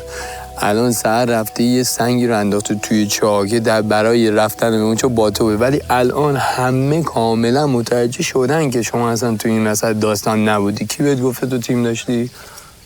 صبح تبسم به من گفت یا النازم تو صحبتاش الان اونجوری میگه و اینا.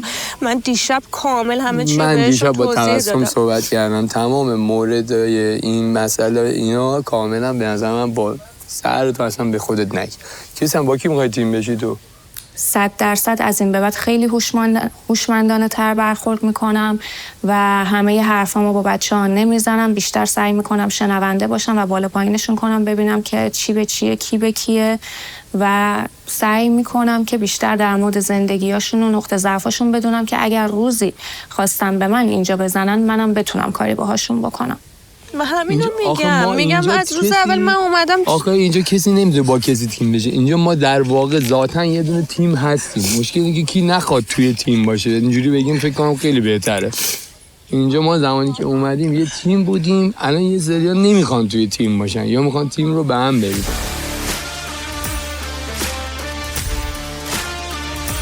ولی توی بحث ساحل من هیچ بی احترامی به ساحل نکردم و صرفا اومدم اینجا نشستم، از اون ور داره فوش خواهر مادر میده، از این ور داره فوشه کشتار میده، از این ور داره یه چیز دیگه میگه. چرا فکر می‌کنی هیچ کاری نکردی؟ تو دقیقاً تو دست گذاشتی رو نقطه حساسش فشار دادی. تو در گفتم در اومدی بهش گفتی که اونجا بود که در مورد خودش رو گفت من یه برادر کوچیک‌تر دارم.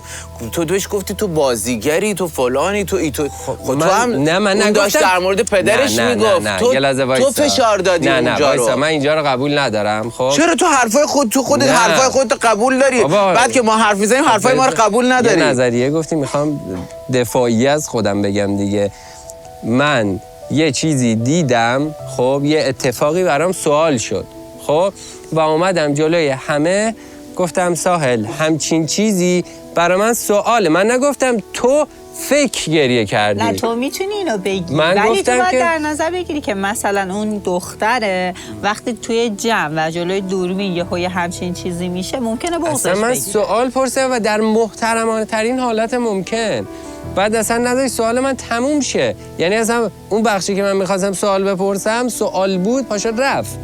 یعنی چیزی نگفتم.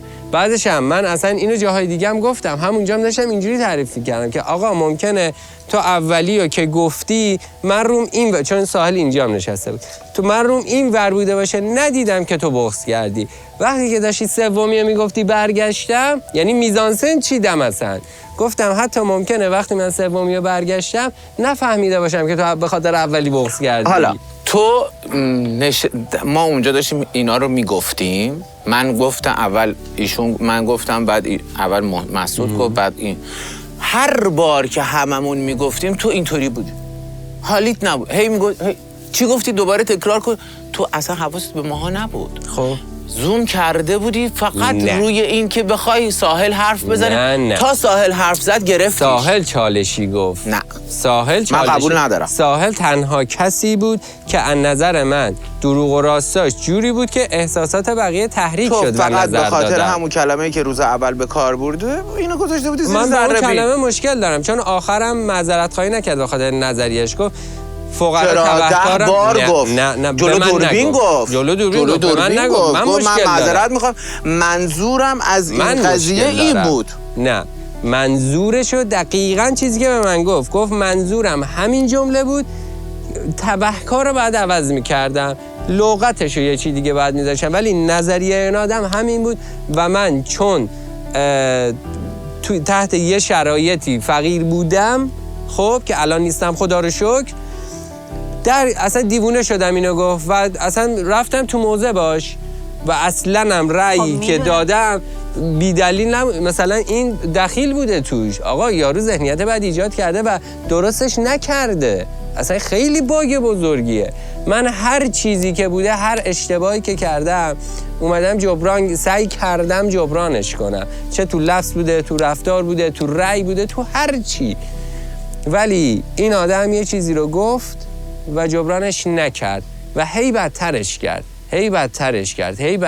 کرد.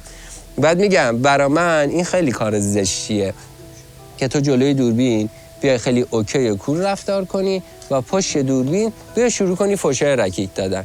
من نمیپسندم آدمی که با سیاست با من رفتار کنه یا نمیپسندم آدمی که درو باشه و من تو اینا قبول به همین داری؟ دلیل میگم خب تو اینا قبول داری؟ الان من به شخصه دارم اینجا بوی همین سیاست و دورویی رو میگیرم، خب و خیلی هم تو مخم خیلی دارم اذیت میشم. خب من ما هم گرفتیم همین دقیقاً دیگه. تو میگی بدت میاد، ما هم بدمون اومده. خب حالا اجازه بدید من حالا من رو حساب حس خودم و حس بدی که دارم الانم با طرف من صحبتم میکنم و خب ولی کسی قبول نمیکنه، احتمالاً عواقب بدی هم برام خواهد داشت. من دارم الان سوال میکنم، من رو حساب حرفی که با هم زدیم از روز اول رأی ندادم، شایدم رأی ندم رو حساب حرفایی که با شماها زدم، گفتم که من صادقانه میام جلو، آقا ما جایزه رو تقسیم میکنیم، من هنوز رو حرفمم، خب هنوز دارم اینجوری میرم جلو. از نظر تو دارم ازت سوال میپرسم، اگه منی که بوی خیانت رو گرفتم الان امشب رأی گیری داشته باشیم برم رأی بدم، فردا چه اتفاقی برام میفته؟ به نظرت اصلا به پسوردا میکشم؟ نه. اصلا نه. خب اصلا برای من اهمیتی نداره که من حضورم بمونه. میگم من دست کسی رو میبوسم که بیاد به من رای بده. من تو رو نمیگم، دارم کلی صحبت میکنم. چون که نظرشه و بهم بگه آقا من راجع به چیزا با تو مشکل دارم. حل نشد. میخوام ببینم که اگه داریم نگاه دارم اینو بهت میگم سروش، اگه ما داریم بازی میکنیم، ببین شمشیر اگه در آوردیم رو به هم باید بازی کنیم. خب و نباید تو بری زیرکی یکی رو برداری بیاری یکی دیگر رو برداری حذف کنی. داری بازی میکنی تو روت میزنم تو روم بزن. خب هر کی هم حقشه بره بیرون. خب ولی من اینجا جرئت ندارم. من الان دوست دارم برم، منم بوی خیانت رو حس میکنم، منم بوی تیمو حس میکنم. من هیچ کدوم از حرفا رو قبول ندارم. من دوست دارم تا لحظه‌ای که اینجا هستم اینجا عدالت رو برقرار کنم در اندازه خودم. خب دوست دارم الان شب برم رأی بدم، ولی فکر میکنید فردا شب هستم که بخوام کار دیگه ای بکنم؟ نه. تموم شد و رفت. خب این اصلا این بازی اصلا عادلانه نیست. این بازی اصلا عادلانه نیست. دیشب رأی دادی و نباید به اون شخص رأی میدادی، فردا شبش ممکنه خودت حذف بشی. خب منم همچین فکری میکنم، یعنی همچین وایبی رو گرفتم.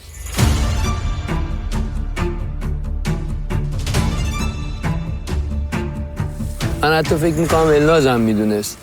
موضوع بابا عزیز من میرفتی برای خودت رأی میدادی تمام شد. این همه آدم تو جون خود. الان من مشکل بزرگتر سر رو میبینم تو این ویلا.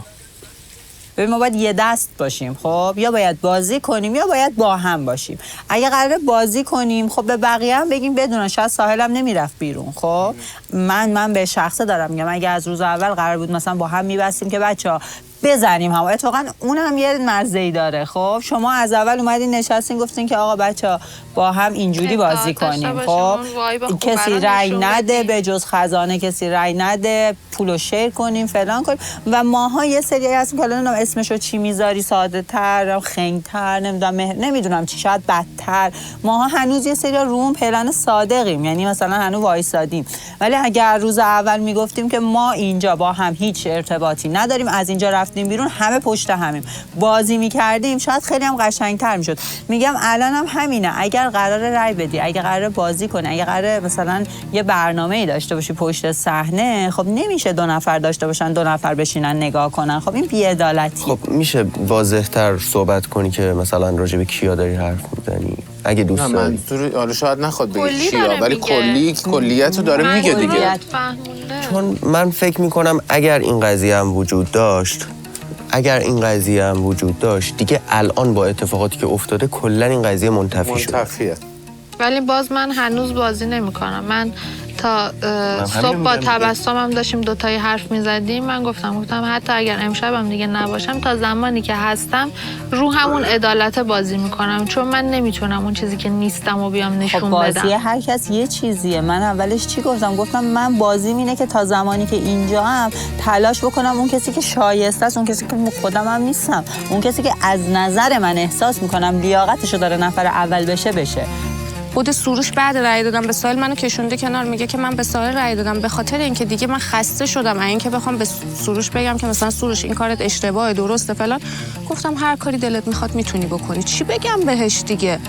و این فاصله رو دیگه این به بعد باهاش مثلا حفظ میکنم، فاصله میگیرم ازش. نگاه کن مشکل من این دقیقاً مشکل من همینه. مشکل من اینه که تو دقیقاً چون به این آقا گفتی، خدا شاید اگه به الناز میگفتی، به این میگفتی من مشکل نداشتم. تو چون دقیقاً دست گذاشتی رو کسی که میدونی رأی میده، میدونی به ساحل رأی میده، این منو عصبی نبوده. نیاز به رأیش چون اگه من اومدم جلوی دوربین به سروش گفتم بچه‌ها اگه می‌خواستم داستانی کنم جدا از دوربین بهش میگفتم. خب بابا شما همش با هم نشستید، من کجا اصلا مشکل اون اصلا با رأی نیست. داره میگه تو این کارو کردی و این حس رو به من داده، این حقو به من بده که من این حس رو داشته باشم. آره اوکی، ولی دارم میگم اگه بهش فکر کنید من نیاز ندارم جلوی دوربین بهش بگم. الان اصلا بحث حسه، بحث فکر نیست، بحث حسه. بعد مسئله اینه که شما دقیقاً هر دو نفری که با هم صحبت میکنن دلیل صحبت نکردن اینه. اگه من بیام با تو یه ذره اینه. صحبت کنم فکر می‌کنم با تو تیم شدم. اگه میرم با روزا صحبت می‌کنم فکر می‌کنم سحر و روزا با هم تیمن. چرا ما تا الان این فکر ما تا الان یه چرا تیم من با هر کی حرف میزنم کسی فکر نمی‌کنه تیمم. آره. که با سروش حرف میزنم، با این حرف میزنم، با ایشون حرف میزنم، با ایشون حرف میزنم. کسی فکر نمی‌کنه من تیمم. ولی تو بری با یکی حرف میزنی فکر من تیمی. خدا رو خودش میگه. خب چرا؟ نه من تا امروز خودمو با تو توی یه تیم میدیدم اصلا. من تا به امروز خودمو با تو توی تیم میدیدم. اصلا تیمی نبود. میفهمی چی میگم؟ الان من اینو حس کردم. من تا به امروز چیزی نداشتم. نمیدونم تبسم داره چه بازی میکنه، چه سیاستی داره، مسعود همینطور، سروش همینطور، امیررضا. انگار یه سریا، حتی شاید اونا نسبت به من این حسو داشته باشن، انگار یه سریا میان فقط خودشونو میزنن به سادگی، خودشونو میزنن به اینکه نمیفهمن، متوجه نمیشن، یا مثلا این اینطوری بود من نفهمیدم مثلا، یا مثلا متوجه نیستم. همینجوری پیش بریم خوبه؟ این میشه عادلانه. تیمت کیه؟ نه نمیدونم همینجوری دارم نظریه انتخاب کرده شاید. زود باش. من تبسم به خدا میدونم بهم خوش میگذره.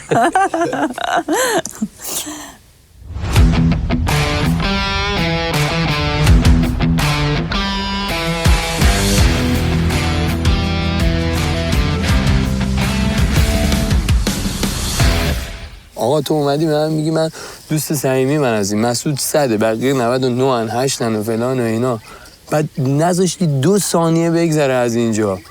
2 ثانیه. خب من چطوری فردا که بخوام بریم جلوتر امکان داره به یه جایی برسه من و تو سحر با یکی دیگه اینجا باشیم، من چطور به تو اعتماد بکنم بخوام یه مسئله رو با تو ببندم؟ اصلا تیم کشی نبود. نگاه کن عزیزم یه چیزی بهت بگم، کسی که خیلی بیش از حد تلاش میکنه برای یه چیزی، خب ببین من تلاش میکنم تو این بازی بمونم، منم واسه پول تلاش میکنم، منم واسه موندن تلاش میکنم، ولی از یه جایی به بعد یه حسی به تو میدم که من برای موندن اینجا از رو تو حاضرم رد بشم. وقتی این حس به آدم دست میده آدم گارد میگیره. و الان من این حس رو دارم، یعنی یه آدمی تو این جمع هستش که برای موندن تو اینجا حاضر هر کاری بکنه. و تویی که میگی ساحل روز اول اومده گفته که من برام مهم نیست هرچه یا به فقیرها چیز کرد و اینا، یه آدم از روز اول فقط گفته من میخوام اینجا بمونم. لطفا این کارو نکنید، لطفا من احتیاط، من اینجوری، من اینور، من اونور، میفهمی؟ فلانی به من گفته که تو با 2 نفر میتونی صحبت بکنی، منم گفتم کیو بفرستم؟ اونی که من فرستاد تور تفریح. مگه سروش میدونه تو داری کجا میری؟ مگه سروش مگه خودش تصمیم گیرنده اینجا؟ کدوم تصمیم درسته تا امروز سروش برای چیز گرفته که تو رفتی پیش اون باهاش مشورت بکنی؟ مثلا این خیلی مهمه. من میخوام بدونم سروش تا امروز کدوم تصمیم درسته گرفته که تو داری میری پیش اون که بگی بله من نیاز به یه رأی دارم، به من گفتن اینجوری. حتی همه رفتن دیروز رأی دادن، تو رفتی دستشویی، من و سروش تنها موندیم که من رفتم، سروش رفت و تو آخرین نفر رفتی دیگه. سروش برگشتش گفتش که الان مثلا کسی به سحر رأی بده و فلان اینا. گفتم تو رأی نداری؟ گفت نه. گفتم من فکر نمی‌کنم ساحلم به شما رأی بده و فلان و اینا. مثل باقلوا دروغ میگه، اصلا براش مهم نیست. اصلا پرام ریخت بعد اصل اومد اینجا گفت بیش از یک رأی. اصلا براش هیچی مهم نیست. وقتی کسی یه چیزی رو خیلی میخواد باید ازش بترس.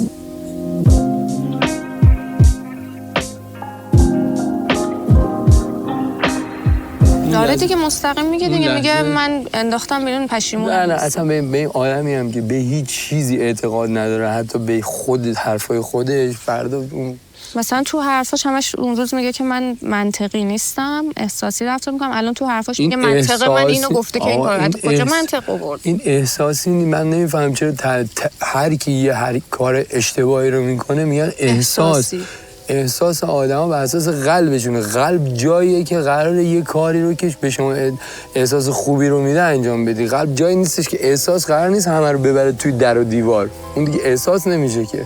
در حالی که من یه جایی میری صحبت میکنی میگی من آدم خیلی احساسی هستم، از احساس این که احساس همون لحظه هرچی بگی میگم، بعد آخرش میگی من منطقم اینه. من فکر میکنم شما اصلا در استفاده از ایشون، یعنی در استفاده از منطق و احساسش شارفی کنم اشتباه شده، از کلا یه جای دیگه است. میگم من یه تصمیم احساسی گرفتم، یه کاری که حال منو خوب بکنه، تو با ناراحت کردن دیگران حالت خوب میشه همش؟ آفرین. مگه میشه همچین چیزی؟ میدونی اگرم مثلا چه میدونم تیمی باشه من اونجا نیستم، این تیم کسای دیگه است. من احساس میکنم مثلا تو یه جوری بازی خوردی. آره شاید یه جورایی بازی باشه. خوردی، تو رو آورده رای داده و الان نصف حجمه ها رو تو. اگر تو این وسط نبودی همش رو خودش بود، تو با تنهایی باید این کارو. مسئله نداره، زندگی همینه. سروش نگاه کن، سروش به روزا گفته روزا قبول نکرده، به مسعود گفته مسعود قبول نکرده، گزینه بعدش تو بودی، چون میدونسته که من و الناز و هومن رو دستش بازی نمیکنه. ولی وقتی که نشستم از دیشب تا صبح فکر کردم دیدم نه یه سری اتفاقات افتاده که دیگه داره، اگه من بهش نپردازم بده. چون فکر کردیم که مثلا سروش چیزه، من میگم از زرنگتر از سروش همه سهره. فردا اگر یه اتفاقی بیفته امکان داره بره تو نقطه مقابل من هر کی باشه اون انتخاب بکنه. نه میگم من قبول دارم، من اصلا رد نمی‌کنم حرفتو. میگم که چون زندگی واقعیه اینجا. آره دیگه همینو میگم. یعنی آدم میبره میبازه میخوره زمین پا میشه. منم به عنوان روز اول بهت گفتم که الان میدونی چه حسی دارم. الان واقعا اگه یه روز دیگه همچین فرصت تو زندگیم داشته باشم، چون من نه شطرنج بازی میکنم نه مافیا بازی میکنم، ولی انقدر خوشم اومده اگه یه روز دیگه فرصت دیگه داشته باشم بازی میکنم. من همین تو اتاق نشسته بودم با امیررضا سروش و سحرم اومدن گفتن که مثلا چون سر امیر حسین همه نظرشون بود، گفتم من رأی نمیدم به ساحل. گفتن میان رأی بدم، گفتم من نمیدم. واسه چی باید بدم؟ امیررضا هم همین حرف زد، گفت چه دلیلی داره الان به ساحل ما رأی بدیم؟ من از محسن ناراحتم، من روزا هم از محسن ناراحتم، من مجبورم رأی بدم، به محسن رأی میدم. حتی جلو دوربینم میتونم سوال کنم چرا محسن ناراحت بودی؟ به خاطر اینکه به امیرحسین بی‌احترامی می‌کرد. کی؟ اومد رو سر میز گفته بود. آها مثلا من ضعیف رو انتخاب کردم بره به خاطر اون حرفش. دوست دارم بازی کنم. یعنی الان این که به تو میگن چرا رأی دادی یا هر چیزی، من ناراحت نمیشم و اگه برگردم به عقب شاید نمیدونم خیلی ها اینجا میگن که نه ما شخصیتمون خراب میشه اگه به کسی رأی بدیم. اینجا بازیه، میدونی من شخصیتمو دارم نشون میدم، من دارم عدالتمو نشون میدم، من دارم رفتارامو نشون میدم، همه چیز همونطور که پشت دوربین همتون به من میگین که تو چه شخصیتی داری، تو جلوی دوربینم مطمئنا مشخص میشه که من چه جور خانومی هستم، چه جور آدمی هستم، من چه شخصیتی دارم. ولی این که با تو بازی بکنم احساس میکنم اگر برگردم به عقب و دوباره بیام تو بازی خیلی برام شیرینه که بخوام بازی کنم، نه بازی کسی. نه میدونم ما رو رفتارامون اون حسا رو میگیریم. پس این رفتار راز نگهداری تو این حس تو به بقیه داد. تو کارت درست بوده، تو راز نگه داشتی. تو به یکی دیگه گفتی که قول میدم حرف نزنیم، اوکی هم من پایت. ولی عمر امیررضا میگه سحر برگشته گفته که روزا گفته نگیم. میگم خب من کاری نکرده بودم که نگم. آخه تو اصلا دخالتی نداشتی، تو حتی میگی اون باکس من باز نکردم. آره همونو میگم من چیکار کردم که بیام به سر بگم نگیم؟ سر ناراحت بوده، گفتم تو حق داری، میتونی بگی میتونی نگی، گفته نگیم، گفتم آره نگی به نظر من بهتره. تایید کردم و بهشم گفتم بیا به یه نفر بگو که بعداً بتونی خودتو توجیه کنی. و اون مسعود 3 بار 4 بار من گفت میخوام به سروش بگم، گفتم به سروش نگو، همش هم تو دوربین هست. گفتم نگو، به نظر من به سروش نگو. چه دلیلی داره تو الان بری به سروش بگی؟ میخوای به سروش بگی برو به همونم بگو، به النازم بگو دیگه. اونا یعنی فقط ما آفرین تو رفتی گفتی تو کارتو که انجام دادی. بعد میگه من تا کی باید فیلم بازی میکردم؟ خب تو یه روز کامل فیلم بازی کردی، 10 دقیقه هم فیلم بازی میکردی. چرا 10 دقیقه آخر گفتی؟ همون دیگه. خب چرا 10 دقیقه آخر؟ میگه تا کی باید فیلم بخوام؟ گفتم 10 دقیقه هم خودتو نگه می‌داشتی. بعد زمانی که گفت من کامل یادمه دیگه. گفت من رفتم تو خزانه، آقا ما دیرو اینجوری شروع کرد. تو به من اول توپید. گفت تو چرا بهم میگی اینجوری فیلم بازی میکنی فلان اینا که من اصلا گفتش که من آقا راستشو بگم ما رفتیم تو تفریح، بعد بهمون گفتن که اینجا خزانه مخفیه. یه برگه به من دادن گفتن یا باید یکی انتخاب کنی که بیرون بره. اسم نیاورد. اسم کسی رو نیاورد. فیلماش هست درسته؟ آره. اسم کسی رو نیاورد. یعنی اونجا حتی من به خودم شک کردم. گفتم شاید منو بیرون کرده باشه. آفرین. چون تیم کشی شد. آره. تو رفتی با اینایی بهش میگی دوباره حرف خودشو میزنه، دوباره خودشو توجیه میکنه. آقا اگه داری بازی میکنی، اگه منم تو این بازی هم، خب تو یه بازی کردی دیگه، داری یه جور دیگه بازی میکنی. انقدر الان شرایط ویلا برای من سنگینه و سخته و منی که اتفاقا صادقانه اومدم همه چی به همه گفتم، الان شدم آدم بده‌ای که چرا گفتم و کاش واقعا میتونستم همین امشب به خودم رأی خروج بدم و پیش اسب تروری بگم میخوام برم. ببین اصلا مهمه این ماجرا اینه که تو فقط یه عده رو میتونی نگهداری، تو یه عده رو میتونی کاور کنی، تو بخوای نخوای با یه سری مشکل داری. اصلا چیزی که من با بچه‌ها مثلا مسئله دارم همینه، میگم آقا من با کسی که حال نمی‌کنم دارم میگم بهتون، میگم آقا این آدم و این آدم، خب من مسلمه که میام تلاش میکنم برای حذفشون، چون اوکی نیستم باشون و تو فکر من خیلی اوکی نیستم، ولی من این تعداد آدم و اوکی ام باهاشون و تلاش میکنم که این تعداد کنار این تعداد آدم بمونم. ما 3 بار خزانه داشتیم، عین 3 بار سروش رأی داده همه رو حذف کرد. آفرین 3 نفر رفتن 3 بارم با رأی سروش رفتن و خیلی هم قشنگ میگه خوب کاری کردم. با سیاست اومد امیر حسین رو بیرون کردن، بعد اومد گفت کسی که باهامه اونو بیرون کرد و قبلش اومد نشست با تو حرف زد، گفتش که تو روزا من این کار کردم اون کار کردم، چرا بقیه این کارا رو نمیکنن؟ بعد میگی من صافم، من فلانم. دیروز منو کشون کنار برگشت، این من میدونستم اون به ساحل رأی داده در صورتی که الان اومد اونجا اعلام کرد. به من برگشت گفتش که من رأی دومو به ساحل دادم. من گفتم میدونی تو خودم تعصب خوردم، گفتم هر کاری دلت بخواد میتونی بکنی. چی بگم دیگه بهش؟ کسی که هر شب رأی میده من چی باید الان بیام چی رو بهش توضیح بدم یا توجیهش کنم؟ کاری که امشب رأی بده امشب منو بیرون کنه. آره با اون صحبتایی که من بهش کردم. آفرین. تویی که کار خودتو میکنی الان صحبتای من بی معنیه دیگه. گفتم هر کاری که دلت میخواد میتونی بکنی. آخه دیروز صبح گفت من دیگه رأی نمیدم. دقیقاً دیروز نه دیشبم گفت هر روز صبح میگه من دیگه صحبت نمیکنم کاری نمیکنم. امروز دیدی گفتم تو هم هر روز همین حرفو میزنی. هر روز اون که ولی شب رأی خودشو میداد. آره.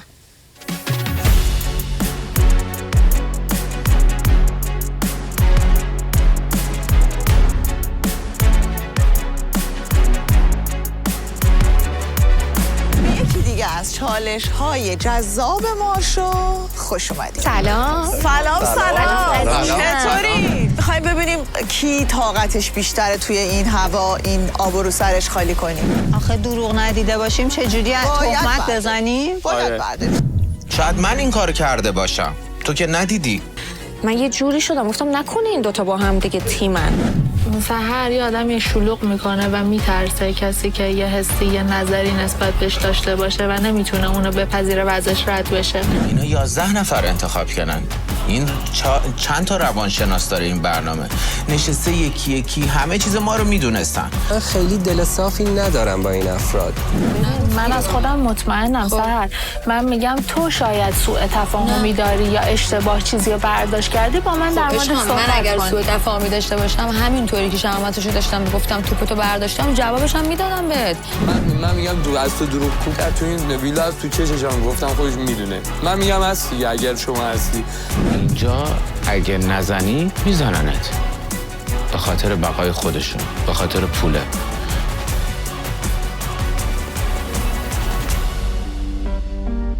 بارشو